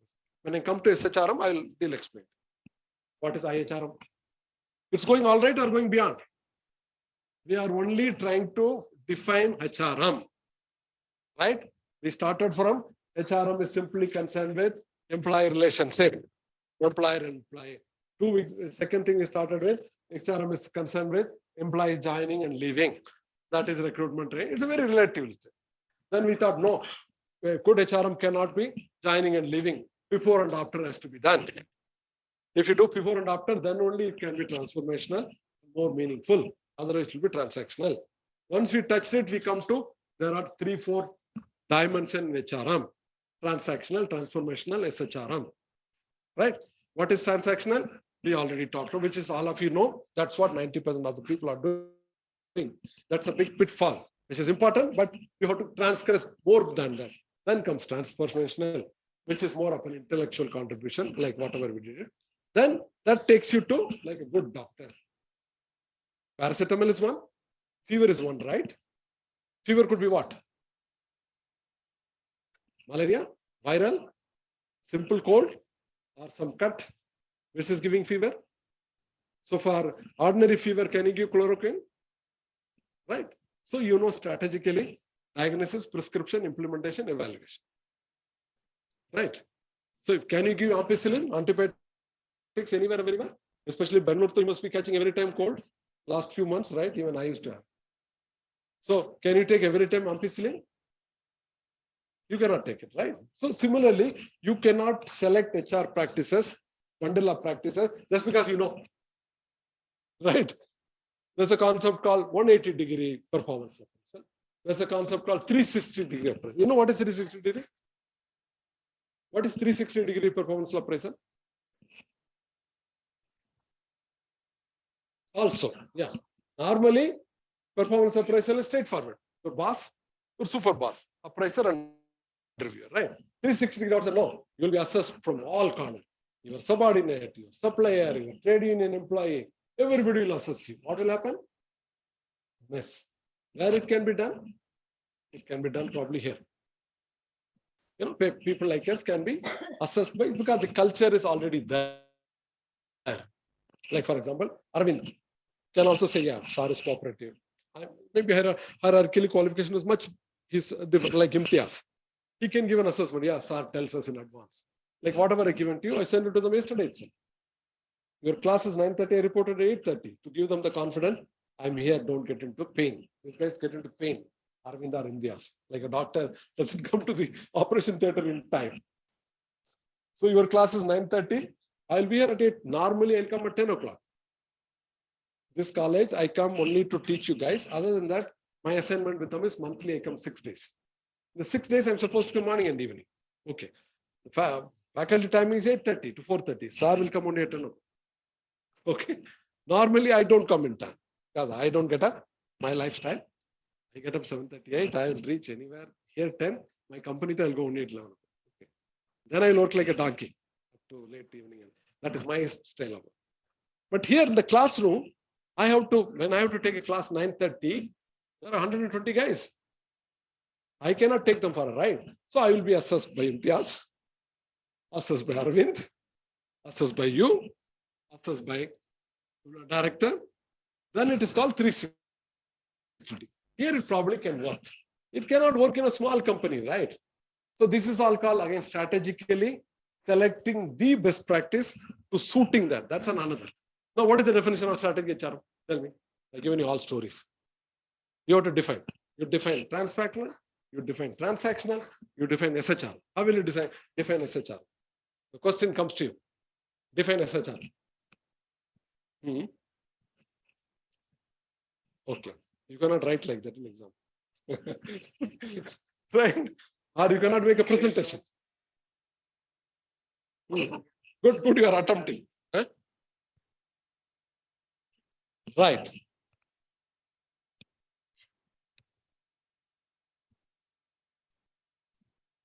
Right. Okay. Anybody like to attempt? Simply, relatively go. Don't get into borrowed words or anything. Straight relative. What I said, SHRM is concerned with understanding the business, its own strategy, whether it's cost leadership, this and that. Accordingly, picking the HR practices concerning the strategy of the company. It could also be the business model of the company. Business model could be, what is business model? Dell laptop. They used to buy everything and sell it. That's a business model. HP, they do everything and do it. So there could be business model, there could be strategy, there could be life cycle. 4-1. So there are 3 references. Like a doctor, you have a references. When I have to select, I'll go which one? Cost leadership model. I will see the business model. I will see the life cycle. So it will give me a lot of idea or not? You are equipped, right? You are a good doctor. See, the medicine, though, the pharmacist knows. Whatever doctor writes, it's not difficult. Very easy. I'll set up medicine, 5 medicine for fever, 5 medicine for antibiotics. Leaving the surgery, medicine is nothing. That's why even go to small pharmacists, he will tell you everything. But the diagnosis part of it is similarly advocate. I come from Supreme Court last week and Ranchi High Court. The diagnosis, understanding other guys' attack, understanding my strength and my weakness, and where to disclose my pleading or not. See, once you get into that, your life will become, you will not be a man. People will not respect you because you will all the time. That's what my family people say. You all the time will be programmed, objective. You will think everything from a strategy point of view, format point of view, conscious point of view. Then your job becomes easy for you. At the home, you don't adopt this. Like in the family, you start thinking, oh, why do I watch TV? Hey, watching the serial, my wife is watching it. It's wasting time. Can I tell her? What are you doing? You're watching that? My exactly what I'm telling you. You will be happily watching. Oh, 8:30, this thing is coming. Say, what the hell are you doing? You're wasting time. Even people like me so mad. I never read novel in my life. I will not read. I have my own objectivity. That has become from a school. I've been a topper in my gold medalist in my graduation. Studied in God's grace, the best of the college throughout. And so it has become everything. And the job also has become 30, CEO, top guy, taskmaster, getting the job done, growth, sustenance, excellent, state level, India level. So the bloody thing has become a total activity program. No, only matlab ke. Board meeting people come to me, don't beat the bush. You're not come prepared, jolly well take time for me. When you come to my meeting, you come to the point, prepared, structured. And to make you happy, I give you in format in time. This is all I want, you prepare. And you want to give anything more, you are most welcome. But what I given you not come prepared, even Ajim Premji and all, tear apart. I know all these guys very well. Ajim Premji conducts meeting and all, he'll go into the meeting. That he's too much. Suppose he's starting a year budget. You'll already come with that opinion that you guys have to make a budget with a 20 or 30% growth. The moment you'll start something like that, no, it cannot be done and things like that, he'll get up. Okay, now we started. That's a different issue.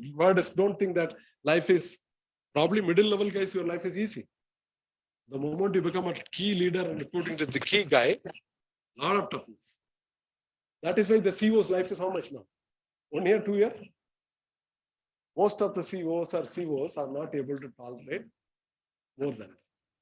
Okay, now SHRM.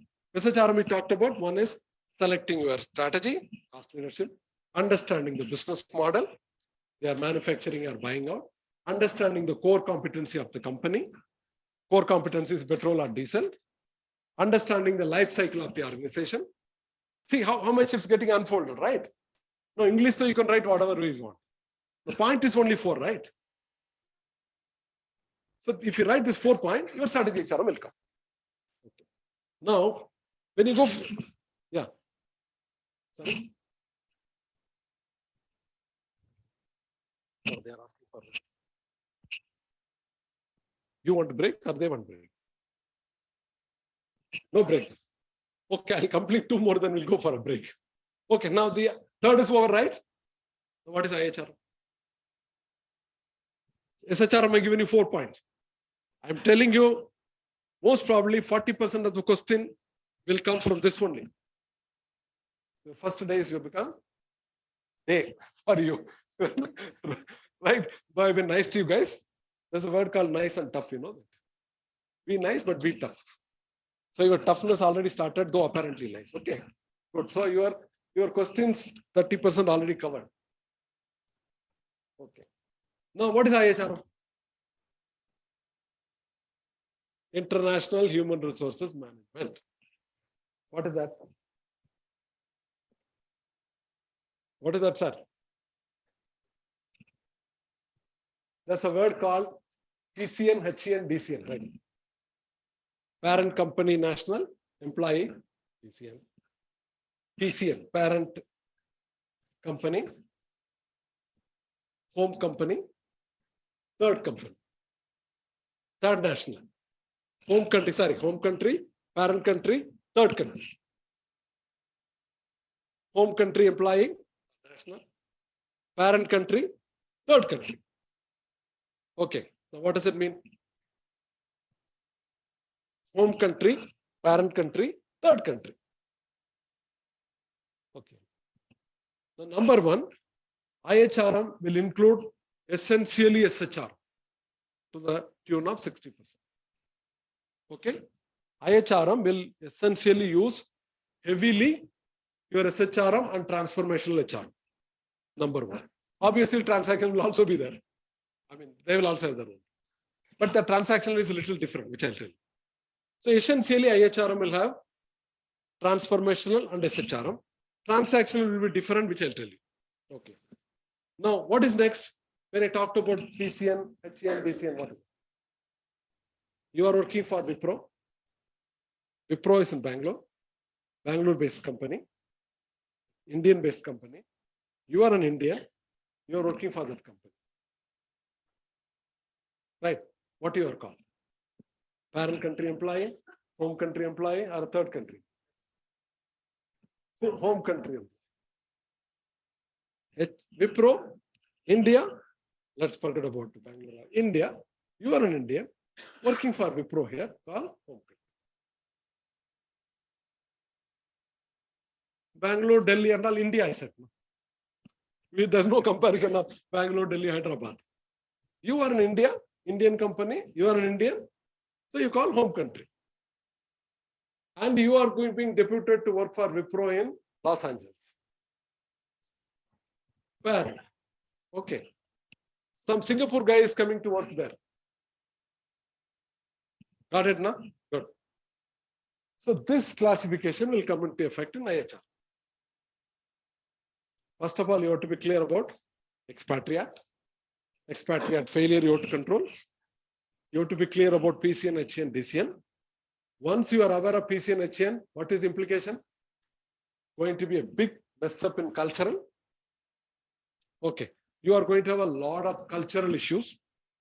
Okay. Cultural issues. Because there are not many people are there. No? So your IHRM has to take the, because of that, your transactional HRM of IHRM will change. Okay. Now, when you talk about culture, it's going to, if you don't manage culture, it is not only technical. You are a finance man, you are an IT programmer, that's different. But you are not able to handle that cultural insensitiveness, cross-cultural issues. IHRM is going to be a big failure. Okay. Now, first of all, you have to understand PCN, DCN, HCN. There are also 4 approaches different countries have. Okay. One of you can see that. That's called regiocentric. Geocentric, can you see that? Well, there are 4 approaches to IHRM. Regiocentric, geocentric,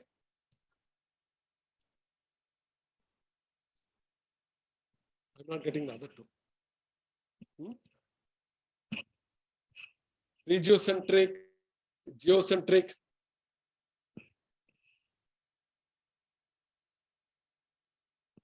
IHRM approaches. 4 approaches. Polycentric, something like that. It means, like Japanese, they want to set up their own, say Honda, they want to set up their own plant in Chennai. You got it now? There are 4. Which are the 4? Ethnocentric, polycentric. This also concept. Please be clear. I told you PCN, DCN. This is third one, second one. Okay.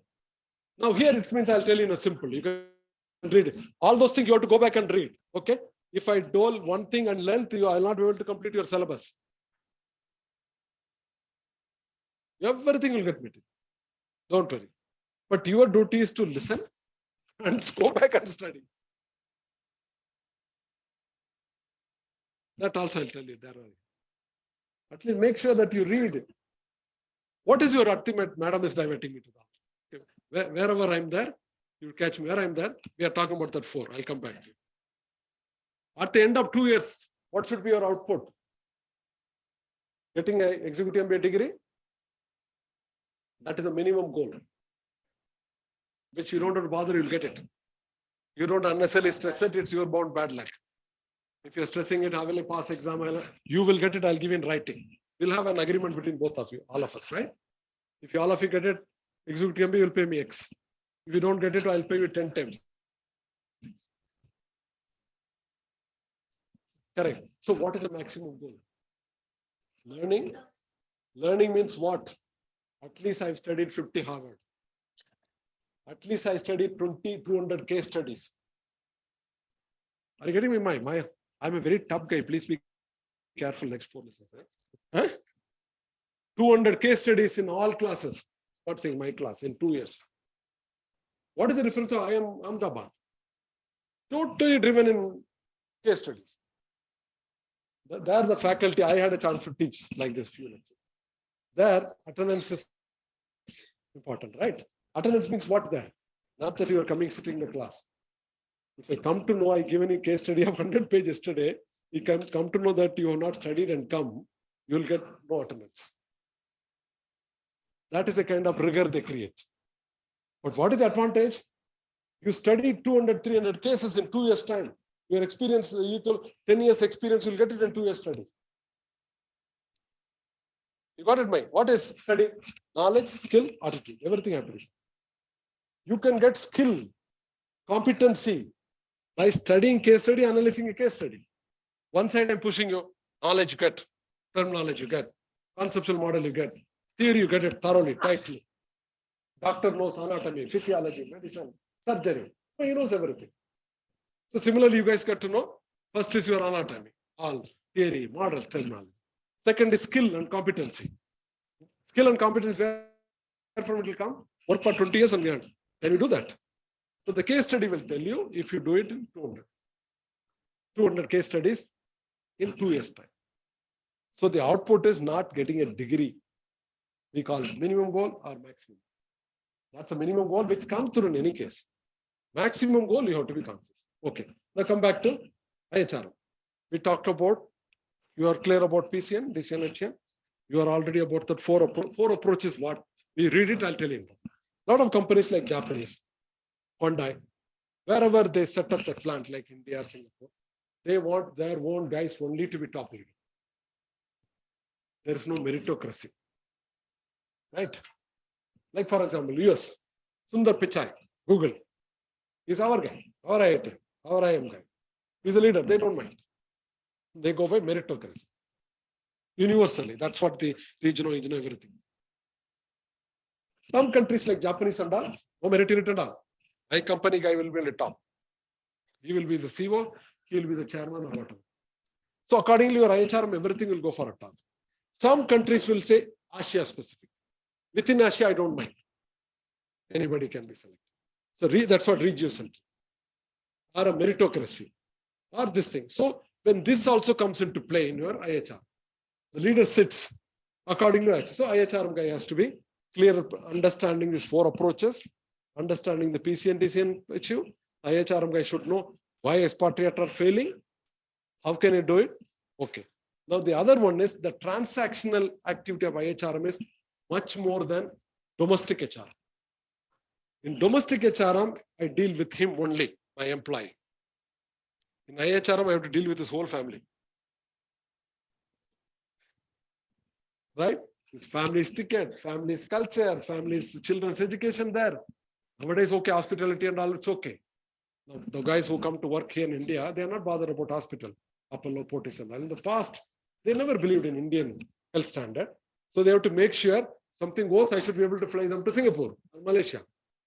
So the IHRM guys transactional activities much more compared to domestic HR. Because I'm not dealing with employee. Domestic HRM, I don't know anything about your family, right? I'm only you, your selection, your training, your performance, your salary. In IHRM, I have to be concerned more with the family. If they fail, he fails. Their transportation, their communication, their training, their cultural sensitive training, their social adjustment training there, their children's one. So a lot of transactional activities gets expanded in case of IHR. That's a fourth kind of. The major difference in IHRM is cultural. IBM, for example, have long back they had 10 lakh employees. One study took place to understand the culture. They approached 5 lakh employees of IBM, worked in 10, 15 countries.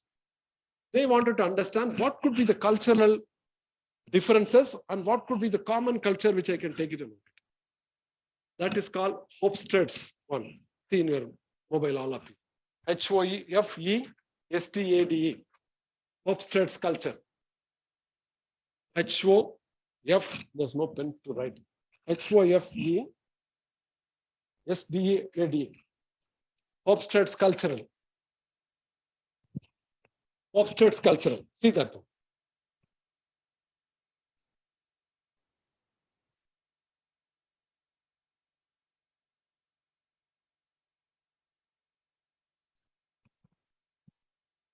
Okay, no problem.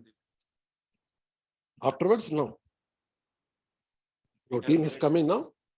Oh, let it. Yeah. I think the dean is coming to address you guys. Then we'll go far. Okay. I'll go with you guys. But you have to buy my tea. I told you I'm a clear businessman, right now, madam? Makes sense, no? Makes sense or not? Okay, guys. Could you look at these Hofstedes? Yeah. This is another methodology model you should understand. This is more into, like for example, power distance, short-term oriented, long-term oriented, individual oriented, team oriented. There are 6, 7 approaches, which they concluded by studying 5 lakh people working in 10 countries in IBM. Then they come up, people will come into this one. Okay. So suppose people come into, for example, short-term oriented, long-term oriented. What kind of HR practice will fix it? People who are interested more individualism or collectivism. What kind of HR practice? You can make out a complete Excel sheet of 10 pages. So IHRM gets into that details. Let us take one for example. Which one you take? You take individualism, groupism. Okay, there are 6, 7, right? Which are the ones? Read it here. First is what? Power distance. Power distance means low and high. You know the meaning of power distance, right? Some employee they'd want like lot of come, sir, please come, sir. He's our dean. I've been telling, sir.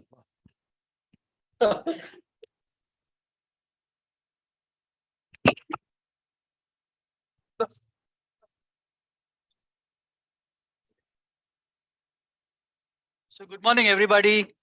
My name is Professor Nagaraj Subbarao. I'm the Dean for the School of Commerce and Management Studies. Normally, this is my class, and it's been sort of outsourced to Professor Bhaskaran, simply because we had a visit from the Karnataka government for various reasons, mainly educational. So, but hopefully, I'm trying to negotiate if I can get the afternoon class. Yeah, and otherwise, I will meet you tomorrow morning. And yeah, so we're an interesting program where the dean also takes a course. Normally you would find otherwise the dean sitting in the cabin and signing papers. So we're not that, such kind of school. So good. Thank you for choosing Dayanand Sagar University. And like I must have met all of you during the orientation program. And you will see a lot of me as you go along. But I sort of wanted to set some expectations clearly. Nice to see that you've got a full class, which is very heartening. And I hope all of you continue to come to the campus as we go along, because it's also live streamed. How many people online? 33. Okay, that's nice. So some of you quickly, why are you here actually? What do you want out of the program? What made you sort of can randomly tell me in the interest of time? Let me introduce Dr. Trupta Shankar. He is the Assistant Dean of the School of Commerce and Management Studies. Like I mentioned in the orientation program, we've got a PhD program and we've got technology program. So the spectrum is big. He takes care of the undergrad programs. And Dr. Abhijit, I don't know whether you met him. He's the director of executive education. He's somewhere around. He will come. So why are you here actually? What are you looking for?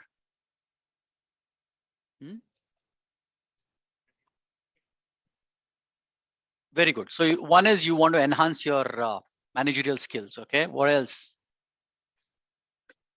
Transformation in career. Okay. Very good. Okay. You want to network. Okay. Good. Good. To improve your functional skills. Okay.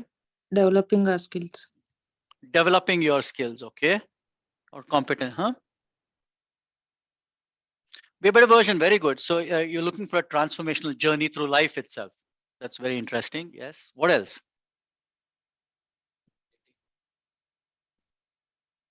Learning and relating to experience. Okay. Very nice.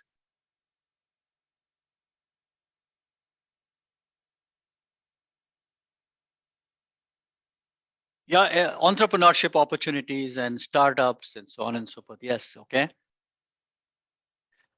Can learn current trends. Yeah. Okay. Very interesting. So also, I'm sure some of you are here just to collect the piece of paper called a degree. Yeah. So that also will happen along with several other things. And it's a very well structured program. So you've got sort of 60 marks for your assignments, and then you've got a 40-mark semester end exam. So the idea is not to fail people like in the good old days, where you do several courses, you fail in one course, and then your entire program is gone. That doesn't happen here. So if you do your assignments well, you're pretty much through the course. So passing and failing is not the big point. The big point is how much you learn and how much of that learning you can take it back to industry and apply it, and then make a difference. And then when you make the difference, you gain confidence, and then you try more challenging things. You have stretch goals, and you build more confidence. So you try tougher things, and so on and so forth. And when I talk about confidence, so as you might know, I carry the the tag of captain, and that because I commanded ships. When I became professor, this question was often asked: how do you know you'll be able to be a professor? And my answer was, if I could command a ship, which is very complex and large ones at that, I can do pretty much many other things, most other things. So that's what I mean by confidence. And the tougher things you do, you're more confident in dealing with. And that's why I think you have entrepreneurs who come from, say, the IITs and the IIMs, because they've gone through a tougher journey. They're more confident about doing tougher. And I think that's what you should take away from here. So if you find the program difficult, please don't complain. The idea is to make you more resilient and more, build your resilience and ability to take on tougher roles and so on and so forth. So good. Any questions you might have before we sort of quickly wind up and so on? So good. I can see some diversity. I can see some people who are a little older, some people who are young. Network well. And we went through a little difficult patch during the COVID time for about a couple of years. We didn't stop, but we just took the entire program online, and students still qualified. They were happy to take online exams. That has sort of now stopped. So exams will be here on campus. And I want you to understand that two things, please, and it will save us a lot of trouble. One is, this is a university. These are professors, and you are students. I think it will set the tone for many things. Yeah. So let's not confuse. So I've had a career in the Navy. Dr. Shankar has had a career in banking, insurance, and so on and so forth. Dr. Bhaskaran was heading a liquor factory. So we've all been there and done that. We understand. I was also director of an IT company for HR for a while. I handled HR for a university. So don't confuse your roles, please. Yeah. Wherever you work, you're a corporate guy. Here you are a student. And I think if we internalize that a little bit, and these are your professors, yeah, they're not your boss or your friend and from your organization, and yet we're not here to negotiate a rise in salary or better working conditions or flexible work timings and so on and so forth. Yeah, because sometimes I think we get a little confused. Also, this is a very syllabus driven program.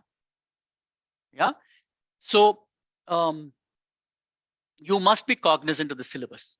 So please get your hands on a syllabus, HR, syllabus for OT, syllabus for accounting, syllabus for marketing, and hold the professor accountable.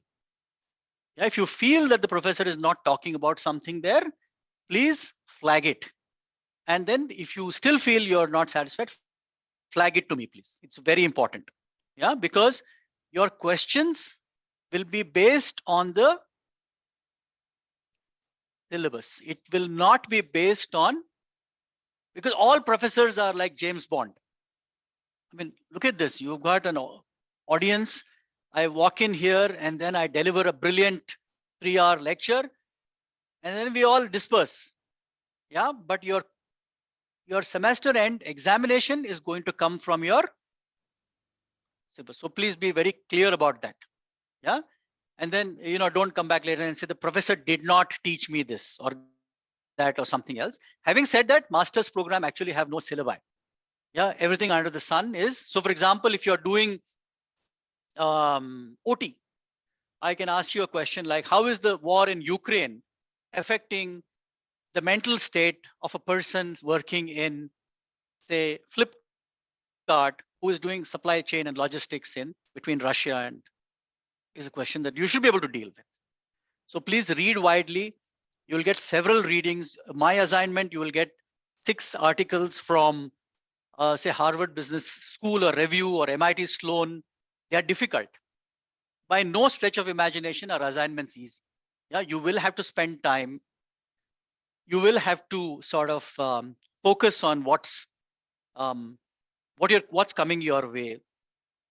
If you want to really build skills, if you want to take away learnings from this program for which you are coming and spending a Saturday and a Sunday and then paying us decent money, please concentrate on what's coming in your way. Please do not copy from somebody else or ask some fellow in the second semester, give me your assignment.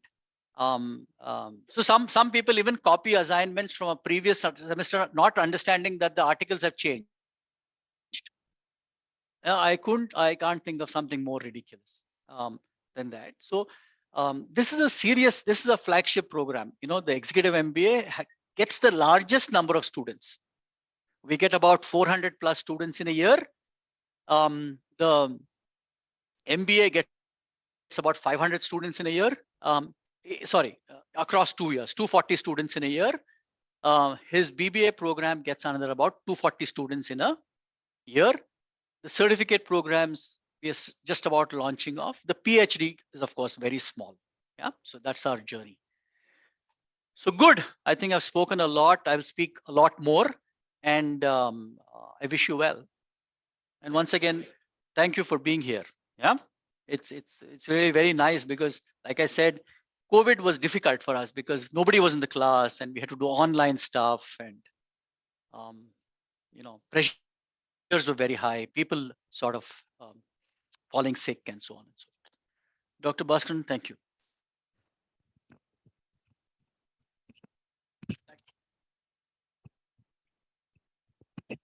So what's next? Tea, coffee? Or need a break now? Why don't you say that? All we are more human oriented. There is a concept called human orientation, task orientation. With that, I'll close. There's a model. Whose model? Black Mountain's model, human orientation, task orientation. We are supposed to balance. So we are all more human oriented. Teach you well, We'll give the literature, we'll talk to you nicely. But we are very rigor oriented, which you must learn from. It's a very rigor program, serious program. Every faculty takes it very seriously. I mean, like the way I talked to you, there's no need to go into that study. Take some book, PPT, and go through it. So nobody takes it because people take it very seriously. So you also have to take it seriously. Then the journey, just float it, will go on. Okay, you have a good tea, then we'll come. We have not even closed the definition. 3 hours. Right now, madam, how much we have to complete? And don't bunk the class. Try and come most of the day offline if possible. I can understand sometimes you cannot come, but at least in the house also sit and learn. But nothing will be equivalent to coming to offline. That you will have yourself experience. Okay, sometimes you may not be able to do it, then do it online. Even if you cannot do that, recorded session is there. Make use of it. Otherwise, you will not be able to link. You think that I'll be able to repeat the same class next class? What I taught you 2.5 hours, will I be able to repeat it? No, it will not be. So when I cannot do it, you cannot do it. Chalo, go and enjoy your tea, coffee.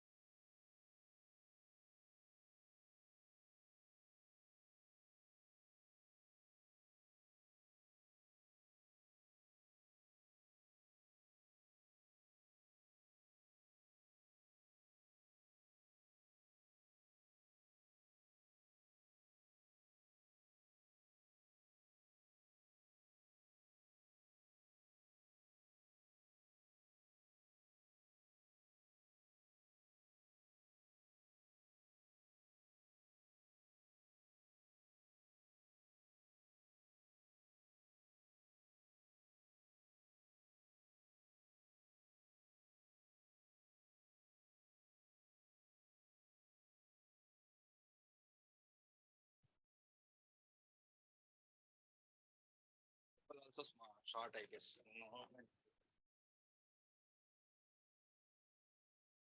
People. Okay, now no, we are current here. Yep. Wait. Okay. Bring one tape. Just put one. Why you want tape? It's not go tape. No. See, believe you. Call Malish. You only call me now. If I call me.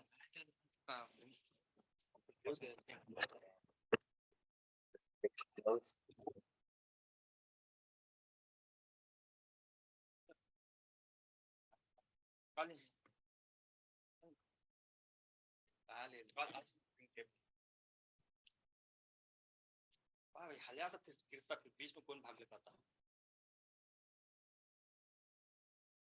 stand is also not there or we can there but sir will not come sir back position only back was back picture will come ಎಲ್ಲಿದ್ದೀರಾ sir ಏನಿಲ್ಲ ಇದು ಬೇಕಾಗಿತ್ತು tape ಬೇಕಾಗಿತ್ತು gallery tape tape ಬರುತ್ತಲ್ಲ ನೀವು book ಎಲ್ಲ ಇದು ಮಾಡ್ತಾರೆ ಬುಕ್ಲೆಟ್ ಪ್ಯಾಕ್ ಮಾಡ್ತಾರೆ ಯಾವುದೋ ಒಂದು ಚಿಕ್ಕದೇ ಸಾಕು ಗ್ಯಾಲರಿ ಆಲ್ಟು ಇರೋದು ಕ್ಯಾಮ್ರಾ ಕಳ್ಕತ್ತಾ ಇದೆ, ಫಿಕ್ಸ್ ಮಾಡ್ಬೇಕು.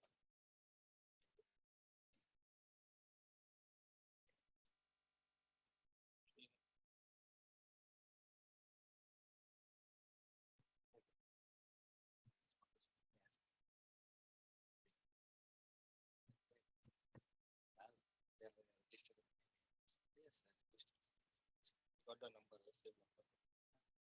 Got it, everything. How much you pay?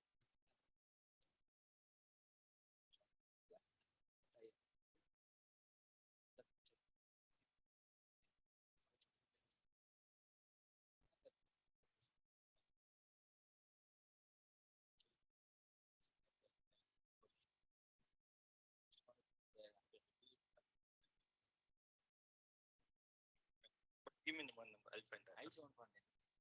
Like that, give me the number, I'll find that. I won't want trust on simply, man, you don't bluff with me. No. How to just put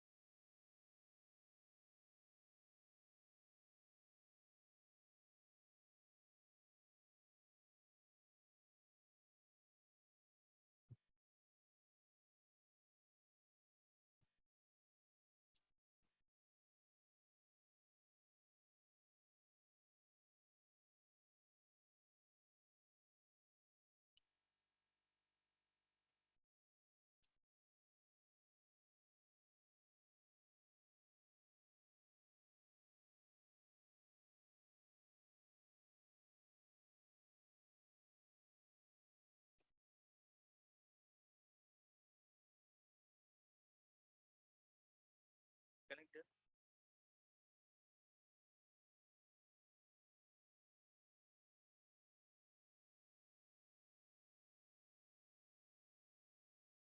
Actually, like, don't put tape from here.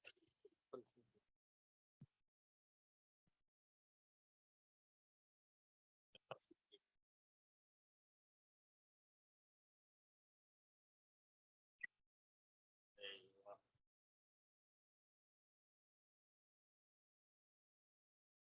Back one, it's perfect now. The bond.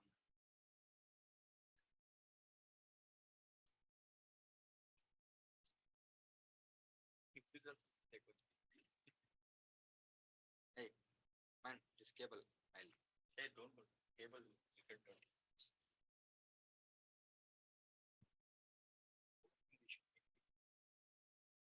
Not like you. Not a clean item.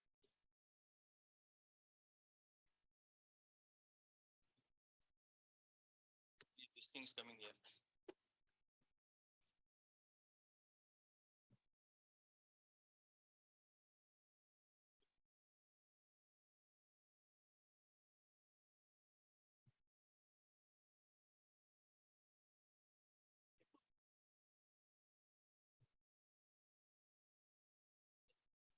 Thank you, come.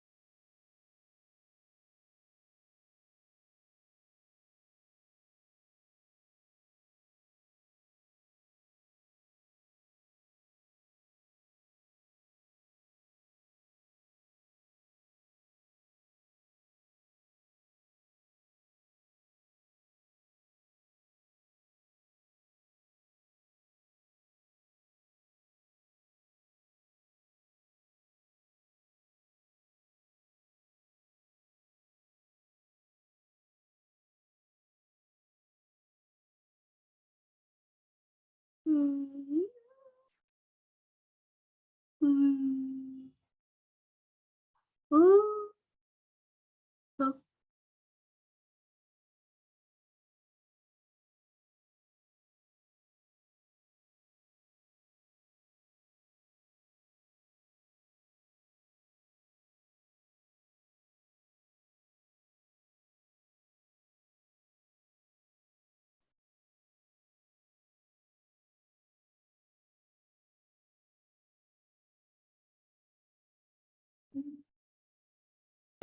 ఏం చేస్తాం రా మాట్లాడుతుంటే ఎందుకు sound వినపట్లేదా?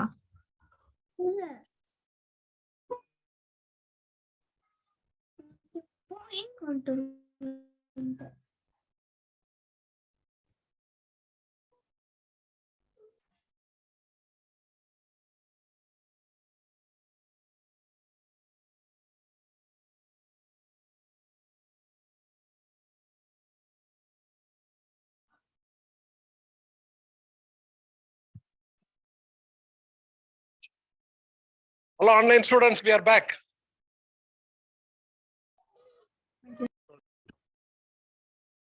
Okay, thank you, madam. Oh, online student, am I audible?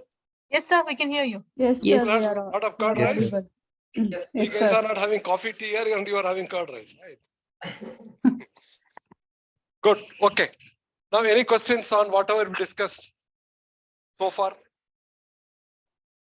Any clarification, any methodology, anything? Please.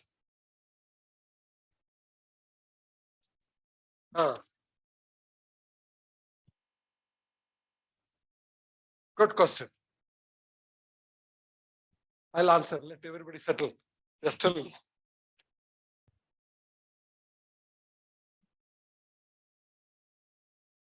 See, you can read it, understand, but I'll tell you the background. Like, for example, a lot of companies like Japanese, Koreans and all, the top leadership management, they will only keep their own country people. Irrespective of comparative merit. I'm not saying they are not merit oriented. They don't compare them with a global merit. Their condition is only my country man will become the leader. Whereas like American, for example, they taken Sundar Pichai, they have not taken essentially their country. They'll take anybody based on meritocracy globally. One is globally taking merit. One is only that country person. The third is within the region. Asians don't mind taking any Asian as a leader. Asian will not take European as a leader. Or European will not take American as a leader. Okay, that is a region. So basically their own philosophy, their own control mechanism. Okay, that's the background. In detail, you can read it. That's a basic idea behind it. You got it clear now? Yeah. Yeah, please. Any other question? What is polycentric? You only read, sir. Read for me. Somebody open it. Please read polycentric. Okay, if you want all that, we'll read it one by one, right? Somebody open it now. Who got it? Come, madam, you can occupy my place. Come here. Come, any one of you come. How is it possible? Tomorrow, how can you replace me? Come. Come. Or give it to me, I'll read. I'll explain. What is this, sir?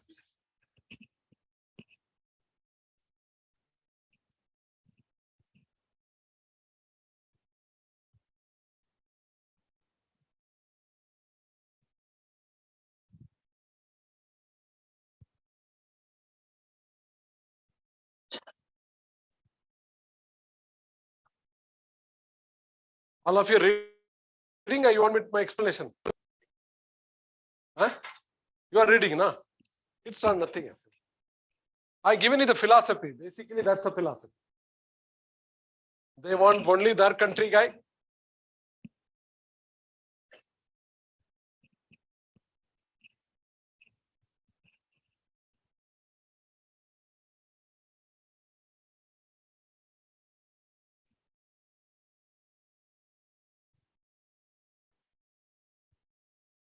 Hofstede one needs a lot of understanding, which I'll skip to the next class because it will not go in your head. Hofstede is unlike this fourth approaches, that's very complicated. For each dimension, each practice, you have to work out what kind of best practice will fit in. Though for HRM purpose, you don't have to lean at length. Maybe captain will take that in the OB class also. But just to have a knowledge, there is a cultural dimension called Hofstede's culture, which is being taught at the best Harvard or Michigan or anywhere, which requires probably takes another 2-3 classes only to deal with Hofstede's. You create an Excel sheet, put power distance low and high, what kind of recruitment practice you will do in case of low. I'm going to do 2 to 4 class to the MBA student specialization only in IHR. Okay, so you just understand this is creating a problem in the IHR. If at all you want to do it, please tell me, I'll teach you. Come. Done? Are you clear? Hofstede's requires a lot of discussion. For understanding HRM, you don't have to go into detail. You must be aware there is a cultural study. There are 4 cultural studies. The best one is Hofstede's. There's another one, Hull and Hull is another one study. Okay, there are 4 studies. The best one is Hofstede's. In that, there are 6 dimensions, right? Power distance, low or high, individualism, collectivism, short term, long term, all those kind of things. For each one, how will you select the HR practices? That itself is a big Excel sheet we have to work it out. So for the timing, you learn that that's it.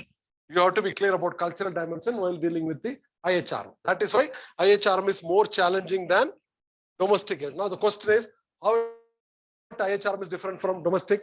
IHRM's transactional is much more than domestic transactional HRM. 1. 2, IHRM is essentially transformational and SHRM.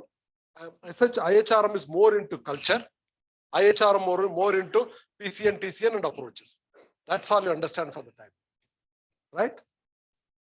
Or unless you want to do more, let me. Or other than that, you would read. Any questions? Now, without going into detail, I want to recapture. What are the terminology and models we talked about? Can anybody come and write? So that it becomes light. And you guys negotiated good time, tea time.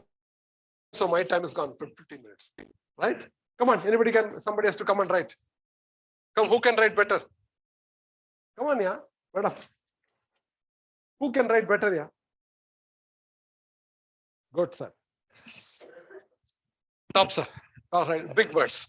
What are the terminology and models we discussed? This guy is definitely going to replace me as a faculty. What's your background, sir? I'll tell that you don't come to the class next class. Transactional HRM, okay, 2. No, handwriting is good. You keep some space, you have to write more. Transformational.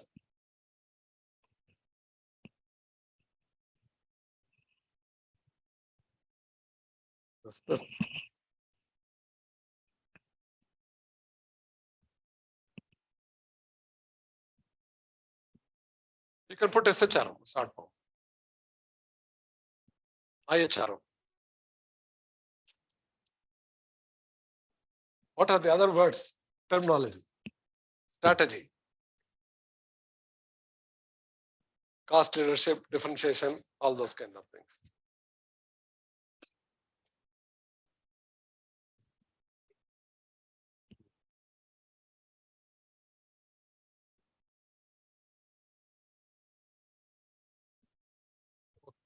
Theory X, theory Y.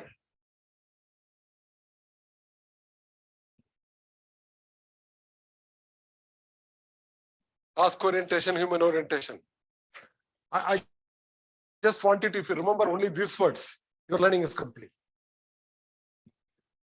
Right. You take all. Task orientation, human orientation. PCMM 5. Best employer.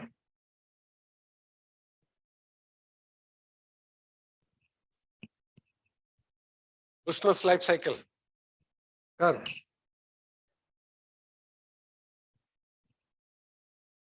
What else?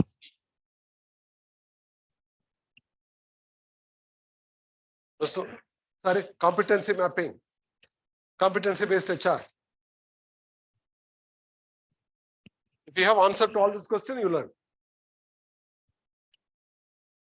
What else? Sorry? Strategy.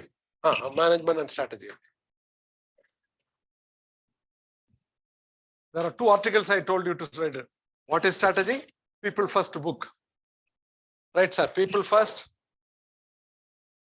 Vinith Nair, yeah. Yeah, what is strategies article? This 2 you have to read, which means our job is 2 hours, your job is 10 hours. Correct? You have to read a book on, just to have a glance through. I'm not saying that. Case studies minimum 200. Throughout the class, and not only my class. 2 years.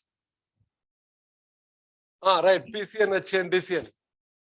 Regiocentric, polycentric. Now you understand.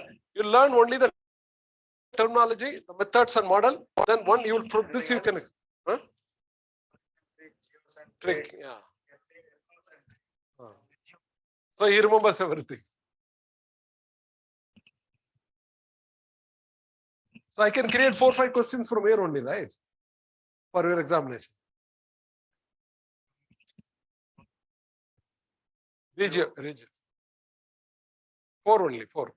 What else we learn today? Core competency.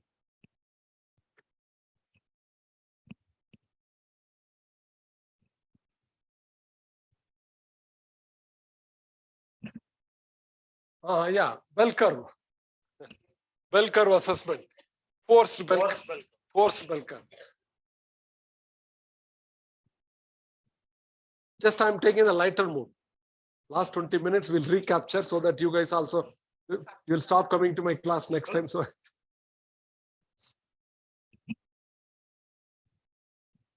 factor analysis. Yeah.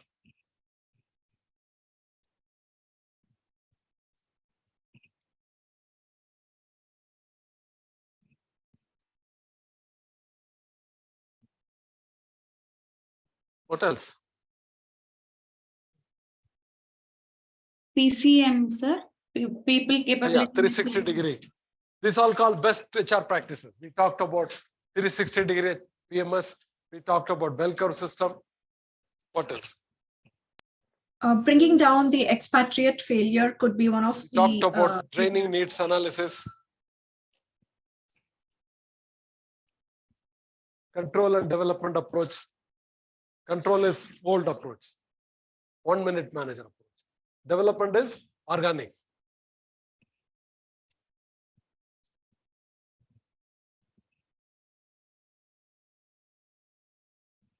Okay, the first job is job content, role profile, job sir. Job content, role profile, job description, KRA, KPA, that family. That will only give you a meaningful job.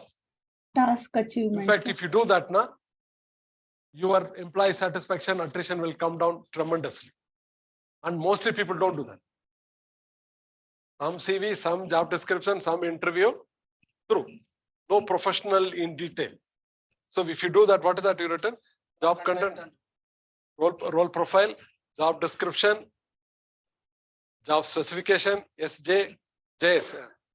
K, and they all should end in KRA, KP.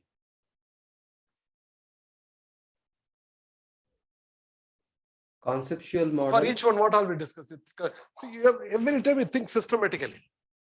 Go back. What we thought about. Stand, man. Go back. 12:30 till 12:30 you have to be here. Okay, what else? Huh? Task achievement, sir. Cross-functional. Cross-functional HR, cross-cultural issues. Main point I read. Forget it, yeah. Write down, sir. There's no duster, so I could help you.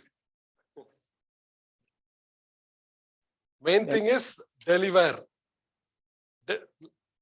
HR debt, long live HR. Now where do you put? Now will you think that HR can contribute meaningfully? They are not doing, that's the difference. Right?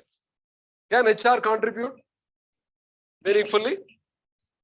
Can they sit in the boardroom nicely? Correct. Not that they don't know to hide as a second fiddle kind of leaders. So that means HR, long live HR. Okay. That I wanted delivery. Deliver. And then prove that I deliver. Right, sir? That word.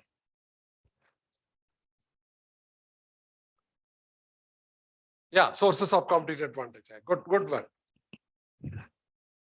Good, yeah. I think you guys learned a lot, right? And we've seen only one slide. Why? That is why. Why you cannot take any difficulty, any rocket science in understanding this? I don't think so, right? Not like a statistical or Python or R or anything, right? No, seriously, if you are having it, tell me. Anybody finding it difficult to grasp this kind of thing? I presume you should not. I may be wrong, right? What we discussed, what we recapture, will you be able to learn? Have you taken all those notes? Otherwise, take a photo and circulate it. Huh? Is it difficult to recapture from that? Yes or no means what do I understand? No. No. It's not a rocket science, right? But Yes. it requires more than 20-30 words. And 50% of the exam paper you already done. First class itself.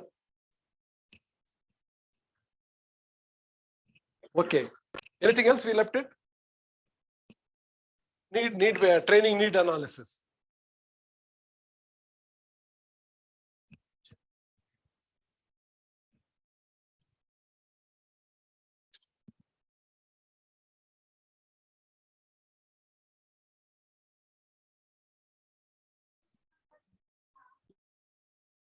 Now, what is there in the slide? You can have a look at it. Okay. Don't get afraid. We'll cover it next time. Competency mapping. Sorry? They cannot see? Yes, sir. We cannot see the whiteboard. So competency Yeah, map. it cannot be positive.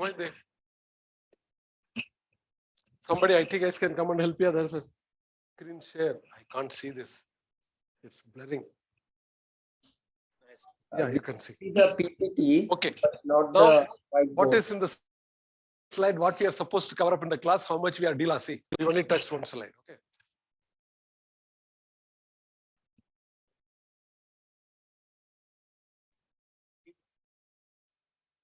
Yeah, now sharing. This is the second part. We'll not discuss. I'll tell you next time. This is scope of HR. At least read. No, you can just definitely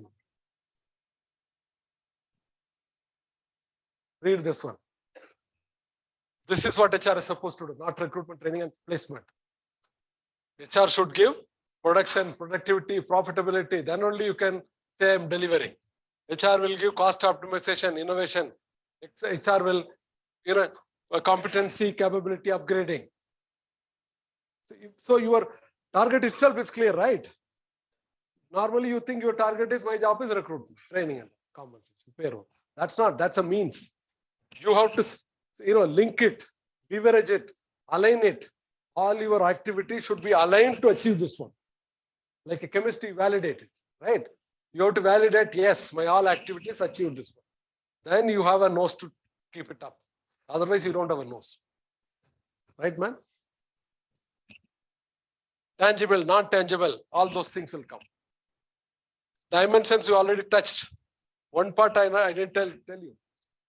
Because industrial relation and ER. So I don't know whether I tell you or not. Let's go through, I'll come back. That's one thing to be covered yet, the dimension. Transactional, some of the activities I given to you. Okay. This is Roto. This is the best model. Ulrich model. This is the best. He's a professor in Harvard now. This guy only brought up a major challenge in HR. Dave Ulrich, he only brought this model up as HR. Afterwards, only once he come up with this one, like people first by Vinith Nair, and then HRM by, you read a lot of articles written by him, very good articles. I strongly recommend read his articles. Easily available. Dave Ulrich on HRM. See, he talks about, can we discuss some more subject or no, just like that? Okay, you may remind me to come back to this one, and then IR and ER, right? Before the class ends, if it's possible. Okay, so only 5-10 minutes, yeah. Oh, this is what he says. HR guys should look into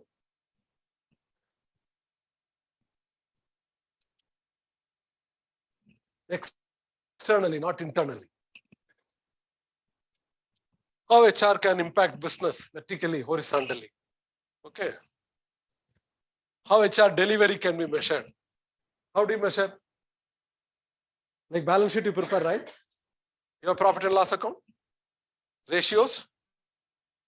That's a finance scorecard. Your marketing scorecard, market segment, market penetration, lead generation, brand acceptance, your scorecard, right? We call it, there's one more thing, write down. Kaplan's balance scorecard. KAPLAN, Kaplan's. If you want quickly have a look at your mobile. And you ask me to explain in the next class, Kaplan's balance scorecard. Who take the responsibility? Tell me next class. I'll forget. Kaplan's balance scorecard, sir. ER and approach. They will reach approach. 3 I have to explain to you. Next class. What is balance scorecard? Have you heard about it? No, you cannot say that. All multinational, they play each in day and out the name of balance scorecard. Okay. What is balance scorecard? Your assessing performance should be cumulative, holistic. You cannot assess the performance of company only from finance. The company financially doing well, profitability is good, growth is good. That used to be the predominant assessment of a company. But Kaplan has come and did a study in Harvard. He said, no, that will be misleading. Suppose I'm a marketing director. I'm a CEO. My term is for 3 years. The company says we are going to assess you based on financial dimension, which is profitability, ratios. I will give you. I'll kill the company. I will not spend money on brand. I will not spend money on product development. I will not spend money on talent. So the expenses I will reduce, my profitability will go up, apparently, initially. So the downline, I'm killing. Hence, Kaplan said, don't get into the trap of only financial measurement. Please touch it, HR, marketing, consumer, process, like Satyam. Everything is gone because the process, governance was gone for a task. Environ in US gone for a task. Because they were not, all these companies were doing very well financially. So the world has come, balance scorecard approach should be done. Okay, only through balance scorecard you'll be able to. So in the balance scorecard, HR also has got a score. Attrition rate, employee satisfaction survey, competency mapping done, hours of training given to people. Like I said from the beginning, I said number, objectivity, tangible, significant, delivery, no subjectivity, no abstract. I am responsible for HR, I am responsible for human relation. No nonsense. Crude. Straight come to the business. So the balance scorecard is very, very important. In case you need, tell me the next class I'll explain. You have to know. Nothing like balance scorecard is the only method which is being Amazon and all doing very well. Anybody from Amazon? Their balance sheet, everything is very well covered in balance scorecard. Financial dimension, marketing dimension, learning and HR dimension, corporate governance, system process governance. If you measure a company from all angles, that company can survive, grow holistically, cumulatively, inclusively, diversely. Today we talk in many languages. It's not simply that money agree or profitability. You make a money and run away. Okay, that part is there. So now how do you measure? Probably touch. Or are you? I think this is already uploaded. Okay, not uploaded in ERP. Or if you could, how do I send it to you guys? ERP, are you approaching? Approaching. And this is already with Arvind sir. This is with Arvind. I've also given you a textbook e-copy. Take it, or if you are making a group, tell me this PPT, I'll share in the group. That's a group now. Say hello to me. I think I must be in the group, right? I will share this PPT, that group in addition to it. Okay. So that next class at least go through and come. Then yeah. For what? Which one, madam? LMS they are removing. They are moving into ERP. New ERP they come up. Okay, you approach. I have already given this slide as well as your textbook e-copy. Okay, Arvind, you approach him, he will help you. Otherwise, in your group, I'll send you this PPT. I cannot give you the book. I don't know whether I'll be able to give it. But this one I'll give you. Okay, now ERIM, like I told you, before we covered it, right? We covered transactional, transformational, IHRM, SHRM we covered. We have not covered one employee relations. IR. In 2012, Maruti plant at Manesar. Where is Manesar, you know? In Gurgaon, near Gurgaon. This Maruti was a well-known plant operating. In that plant, last 15 years, before that 10 years, 20 years, no such industrial unrest has happened. In that place it happened. The VPHR been killed. Half a dozen HR guys, legs and all were broken. Industry was closed for 1 year or more. Production has gone for a task. Brand has gone for a task. That is because your IR and ER, employee relation and industry relation, HR part has not been handled. Now, why it happened? Now I go one step ahead. Strikes in India happened, right? A lot of strike happened in textile, engineering and all. Who is responsible, employer or employee? Percentage. Strike took place. Employee, due to employee, what percentage strike happened? 70, 20, 30, 80%. Due to employer strike takes place or no? Takes place. What percentage? What percentage? 20% according to you?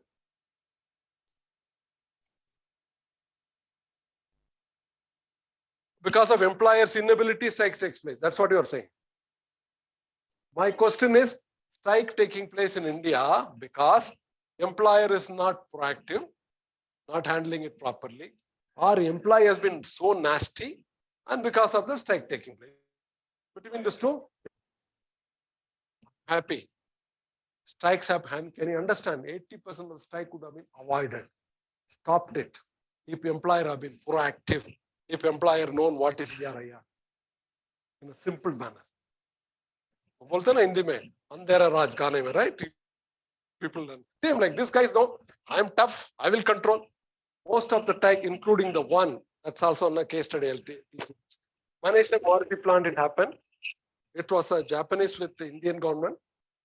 We thought first the Japanese will not be able to manage. They managed very well. 2010 or 11, the government cannot stop it now. They removed. Then these guys took charge. In 1 or 2 years, murmuring took place. They could have stopped the murmuring. They have not acted. They added more fuel to that. Okay. 2012 or 13, it's called Manesar, biggest worst strike in India happened. Recently, people have been killed, closed, brand has come, all things happened. And for the reason, there's a case study I'll talk to you in detail. Nutshell, 90% employer's mistake. Meaning by one word called comply. Comply means if the bonus act says 8% minimum, the 20% maximum. The bonus act says. You are not supposed to pay more than 20. They can go to hell. You are safe. Okay. And you cannot say that my company is sick, I cannot pay 8.3. One example I'll give you. Now that's again will take one full class to teach you. So what this guy did, that everything was going all right. There 1 year they asked 10%, 25% bonus, they given 23%. You are not supposed to give comply. I said comply means you cannot say I will not pay 8.33 even if the company is sick. Okay. You don't have to pay more than 20 even if the company is making 100 times profit. That is a law, one act of bonus side. So you have to be tough. I will not pay more than that. That you have the right to do. And goody, these people, they asked, they given them 1 year 22%, another year they given 23%. So from comply, they gone into over compliance. So the same theory, when they come after some time asking for more, this guy said we cannot pay. Now government will not help you because the act you only broken. Act says comply, not over comply, not less comply. If you over comply by paying more, it becomes a precedence and it becomes an act on you. Are you getting my point? You don't have to pay. When they come, when you are paying 20%, it happened with me. I'll share you my examples. I kept my revolver on the table when the union people went on strike. Because I was trying, correct. I'll not pay, go to hell. If you can do hangama, I can also play with my revolver like in movie in the table. Because what that you can do when you are paying 20%, That time they asked for 22, you could play with your revolver on the table. I'll not pay, go to hell. And then you can peacefully have your, in winter, you know, Haryana, all of you from, in the cold winter, you can have a bonfire and have a whiskey and enjoy. Let them go to hell. Put the ball in the court of labor commissioner and the district commissioner and police commissioner, saying that, bloody hell, it's not my job. I'm paying 20%, comply. These guys want arbitrarily. There may be law and order take place, people will get killed. Commissioner, you are responsible, police commissioner, labor commissioner, you are responsible, and the district commissioner, you are accountable. You handle it, you are through. What this guy have done it, they given more. Now what the same three people, what they will do now? You guys, you managed it. You gone over and above the act. So the act says anything precedence more becomes a law. So they made that mistake. One thing, who made it? Only the employee. The second concept is, there's a concept called contract labor. You have a permanent worker, you have a temporary worker, you have a contract worker. Contractor worker, these guys are Indians, I don't know, still now they don't understand. They always mix up contract labor with temporary. Temporary worker can work in the permanent place. Suppose the car manufacturing plant is there, people are working the table. It is called core process manufacturing job. You know, the raw material comes in, machine works it, this guy sits here, from here to there, the car is manufactured, assembled, and go to the godown. So this is a core job or a manufacturing process. That clearly says you cannot engage contract labor in the core or manufacturing place. Okay, that says you can have a contract labor to clean the ground, to take care of your garden, to take care of your canteen, take care of your security. They are all peripheral, non-core, non-process. Act says clearly. And these guys help, they put them, not 1 year. And those guys are too smart, employees. They'll make you to commit a mistake. They'll not immediately go on strike. 3 years, 4 years, 5 years, they'll work in the contract employee, they'll work in the core job. And these our guys, idiots, they think that one, you cannot keep. Two, the act says even if they are contract employee, you cannot have a disparity in terms of salary bonus between permanent, contract, and temporary. And our psychological notion is contract is a third party, employed through contractor, non-awareness of. So which all comes into comply. If you do less compliance, you are doing it. Strike takes place 70%. If you do it no more compliance, very few people does like Maruti. India, other people don't do over compliance. It's only less compliance. So basically the one word, comply. So what is HR guy? Jolly well, you should know the law. There are 44 labor laws. Okay, Minimum Wage Act, Payment of Wages Act, Bonus Act, Factory Act, Industrial Dispute Act, so many acts. You're supposed to know. That is where your identity comes. You are a specialist. Otherwise, you are like any other manager, right? You can claim your specialty because I know 44 acts. Other than 44 Act, there is Indian Constitution. There's fundamental rights of given in Indian Constitution. There's the direct society principles. You know, you are supposed to know everything. If you know, then you are great. You are a specialist. Okay, number one, they don't know. Number two, right now, madam. Number no, even if they read, they don't understand the real meaning of the act. Number three, even if they know it, they don't implement it. Even if you implement it wrongly, you should know to manipulate. I'm good in manipulation. So I had one industry here only, where you used to have a lot of daily wage employees. For 3,000, 4,000 liquor, like Captain was making a joke. We had a liquor manufacturing, a lot of bottling line, 3, 4, 5 lines. Every day we used to take more than 200 employees. Every day we used to dispatch 30, 40 trucks.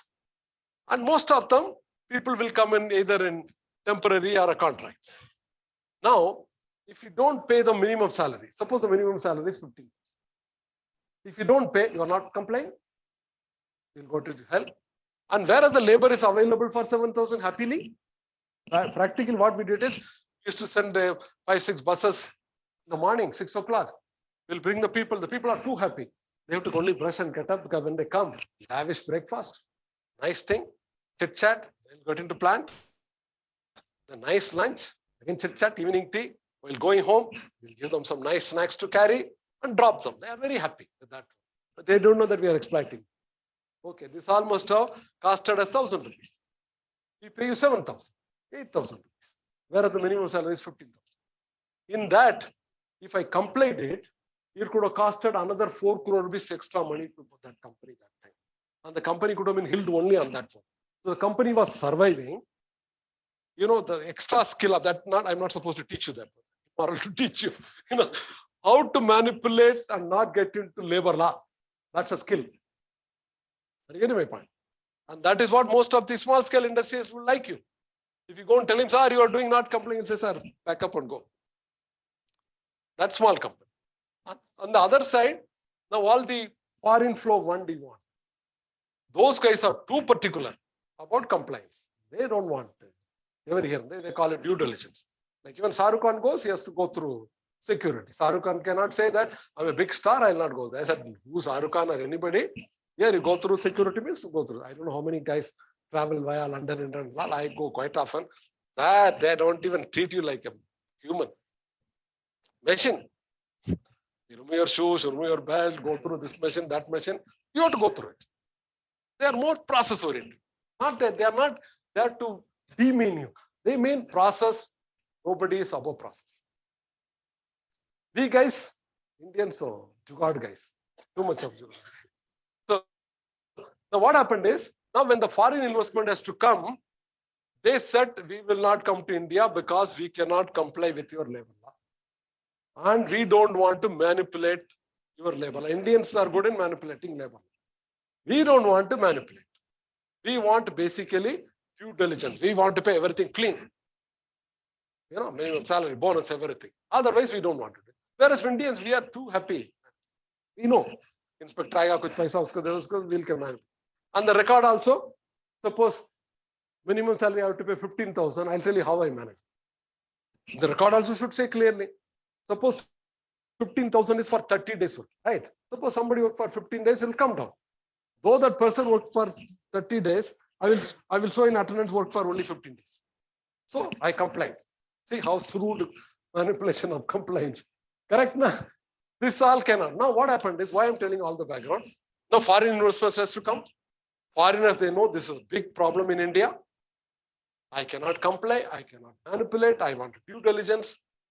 After 40 years, India has gone for a massive labor law change.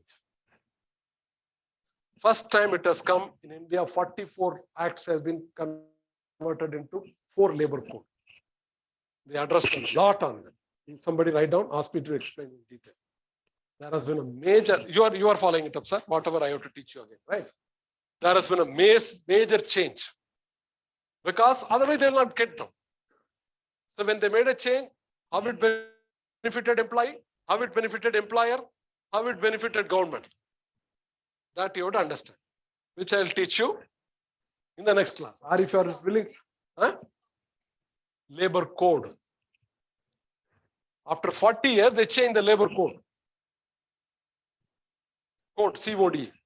44 labor laws has become 4 labor code. After 40 years. No, they made it more practical. There you have not implemented. There now they made it implementable because those foreign guys, they want now. You have a code which is implementable. We don't want to, like the way Bhaskar and they didn't want to manipulate. Indian guy could have paid more money to Bhaskar because too good in manipulation. But that guy, if they know Bhaskar, they will not even touch Bhaskar. Because they want everything clean. So the government, fortunately, after 40 years, because when they passed the labor law after independence, they passed the law, employer are cheat. Employer is going to exploit. So they made very stringent kind of. Our country is no socialistic, sovereign socialistic. So with that in view, all the labor laws passed with that one, which is not implementable. So we do all manipulation. Survival of the fittest, jugaad management. We are all good in jugaad management and that survival of the fittest. So now the situation is changed. So now change the labor law, which is given benefit to employee, which is given benefit to the employer, which is given benefit to the government, which has become a transparent and easy to comply, keep the documents excellent. So you have to ask me to do. So that is a 5th part of your HR. So now understood today HR definition, right? What is HR definition now? All that we had a full story. This all you did. This is the case study. First case study will hit you. We are supposed to see so much, man. The first class, we are going very much slow. I've also written some terminology in that case study. So you will not know now. The terminology based on that case study. Chalo, I don't want to bore you guys. It will not go in your head also again. So we have to close. We have not closed the first class item, right? So we have to little improve our speed. Correct? I will deliver only 5 lectures. Okay, one is the first breakup introduction. Second thing on how practically to create a KRA KPA for different positions in a different company based on balanced scorecard. How we'll come with the KRA, how we'll come with the KPA. Second lecture. Third is on how you go about conducting training need analysis, training program, training evaluation, each one with models. Third. Fourth is performance appraisal and PMS. What are the best methods? Okay. Fifth one is your IR. That's all I'll cover. Done? And in that we'll cover everything, don't we? And your book is there. All information will be given, madam. You will, in fact, you will be more loaded with. Sorry, madam, please.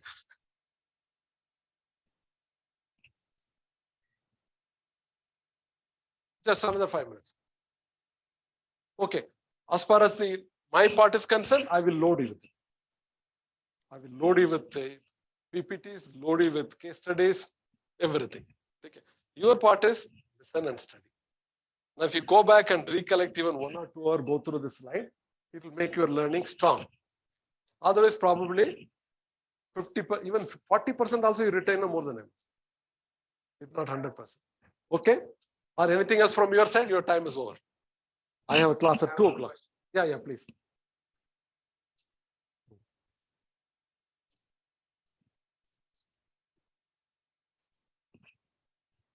You have a specialization. Here you have. See, good question. Okay, he's asked a good question. MBA, we call it curriculum architecture. Okay, the MBA curriculum architecture globally same. Globally same, 90%. What Wharton does, what IIM Ahmedabad Bangalore does, what we does, by and large same. How we deliver it, that's the difference. That's what I use the word curriculum architecture. Okay. The architecture, first we call it core fundamental papers. There'll be 16 fundamental papers. Basically, when we are making you manager, we are not making you as HR manager or finance manager. Okay. We are making you leader, general leader, not a specialist. So you have to, today more relevant, you have to know everything. In fact, according to me, there will be no more HR finance specialization, which is there today. Okay. So now there are core paper. Core is everything. Finance management, HR management, marketing management, OB. All like this, you have a 8 to 16 core paper, which you have to be studied, each student have to study. So that fundamentally first year you are clear with all the concepts of management. When you get into second year, first semester, you get into specialization. There you break. Specialization is every university offers different, depending on the time. There are HR specialization, marketing, finance. Now we offload more on AI, supply chain, digital, all those things. There are 6, 7 given. So the students will have the right to select. First year, you don't have a right. You have to learn what I teach. Second year, third semester, you have a right to choose your specialization. I'm talking about global standard. You select, but only some university differ what they offer in specialization. Okay. So you select that. You don't have to select the HR. You can select marketing, you can select finance, you can select supply chain, you can select artificial intelligence, whatever. I think 5, 6 areas we are offering. And in fact, this university is offering much more and more with the latest trend. 4th semester is your project. You are supposed to work detail on a company problem like a thesis. 5 points: introduction, methodology, literature survey, questionnaire, conducted data, empirically concluded, written a thesis, submitted, then Viva will take place. This is the architecture globally everywhere. I'll answer your question. And tomorrow, today it's not happening. If I'm more involved in all curriculum architecture at the global level in India, I'm recommending to remove all this. load this core more. Let them study thoroughly, marketing, finance, everything. Then let's come into sector specific. You study more on pharma, more on IT, more on manufacturing. So that will be more practical. So we have to load you more. You are having a cool time, right? When I studied MBA, we had a very cool time. We had 4 papers each semester. Now you guys must be having 8, 9 papers. When I studied, well, you know which year I passed out my MBA? 77, 79. I remember you are all not there in this world. Okay. That time I had 4 papers, school time. Today, the number of papers and the number of case studies, all said and done. Now I don't, not supposed to talk, but I'll take. You are getting best education, best curriculum of MBA. And much more better than that MBA delivery in your class. Like people like me, we don't go to teach them aggressively. I do go very rarely. But I come only to teach. Even in Delhi, Ranchi or Thailand, I will come to teach your Saturday, 2 Saturdays. All my tour program is linked up to your class schedule. So here you are, I'm just trying to tell you, make use of it. Shankar sir comes. Shankar sir was here. He has been a CEO of too many big companies, IT companies. He is also going to teach you. I've seen him. He's much more senior too. So he will get only such faculty, no full-time faculty comes to you. So that means you guys are getting the better added advantage. Curriculum is same, but tweeted in a much better way. See, what I taught. Do you think that I can go and teach the MBA first semester student HRM in this time? No. There it needs a different style of it. Probably I may not fit there also. So that faculty, so you have the best of the faculty to come and deliver. Curriculum is excellent. You can compare our curriculum with IM. It will not be less. It may probably be better because we are flexible in deciding specialization quickly. They cannot, even if they know they have to change, they cannot change. It will take bureaucratic. So the rigor is also there. Your examination pattern is also very rigor. I'm told Jain and all, they conduct some objective type. No, here everything is rigor. Question bank is decided.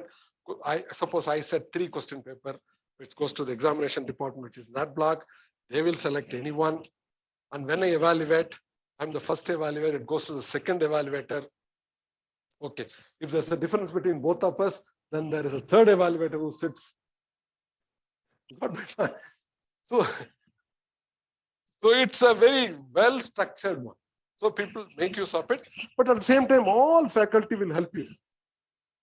All faculty will thoroughly help you. I mean, you don't hesitate in approaching any faculty. WhatsApp is there, you run within 10 minutes, they'll get it. And we are all changing my tour program for you, man. Because that day we cannot say that I'm busy in Delhi or Ranchi or Singapore or US. No. There, at least people like me, we have tough time. My daughter is studying in Toronto, University of Toronto.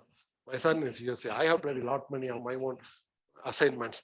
So I will travel, but all my traveling schedule, I keep your schedule. It used to be second Saturday and fourth Saturday or Sunday, whichever way. So the faculties are devoted. And faculty like me, whatever I'm big or small, I will not be given any relaxation in not coming to my class.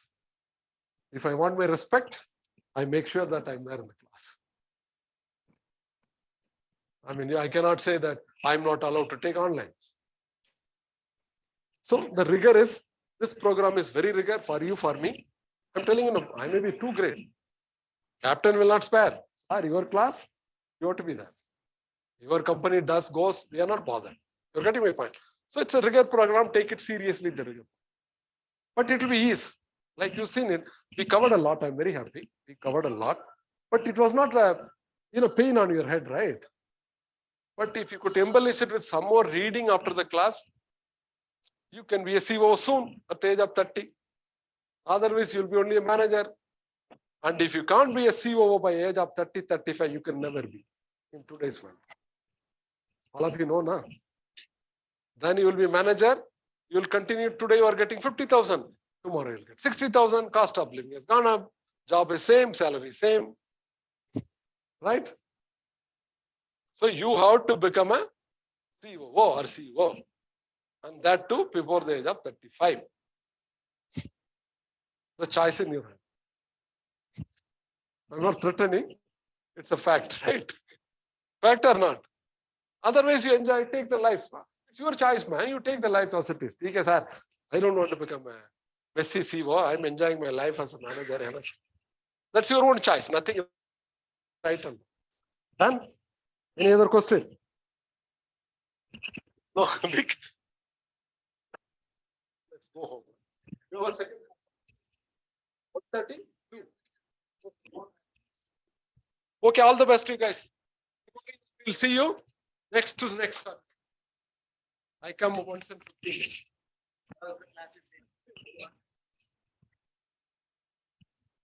Thank you, sir.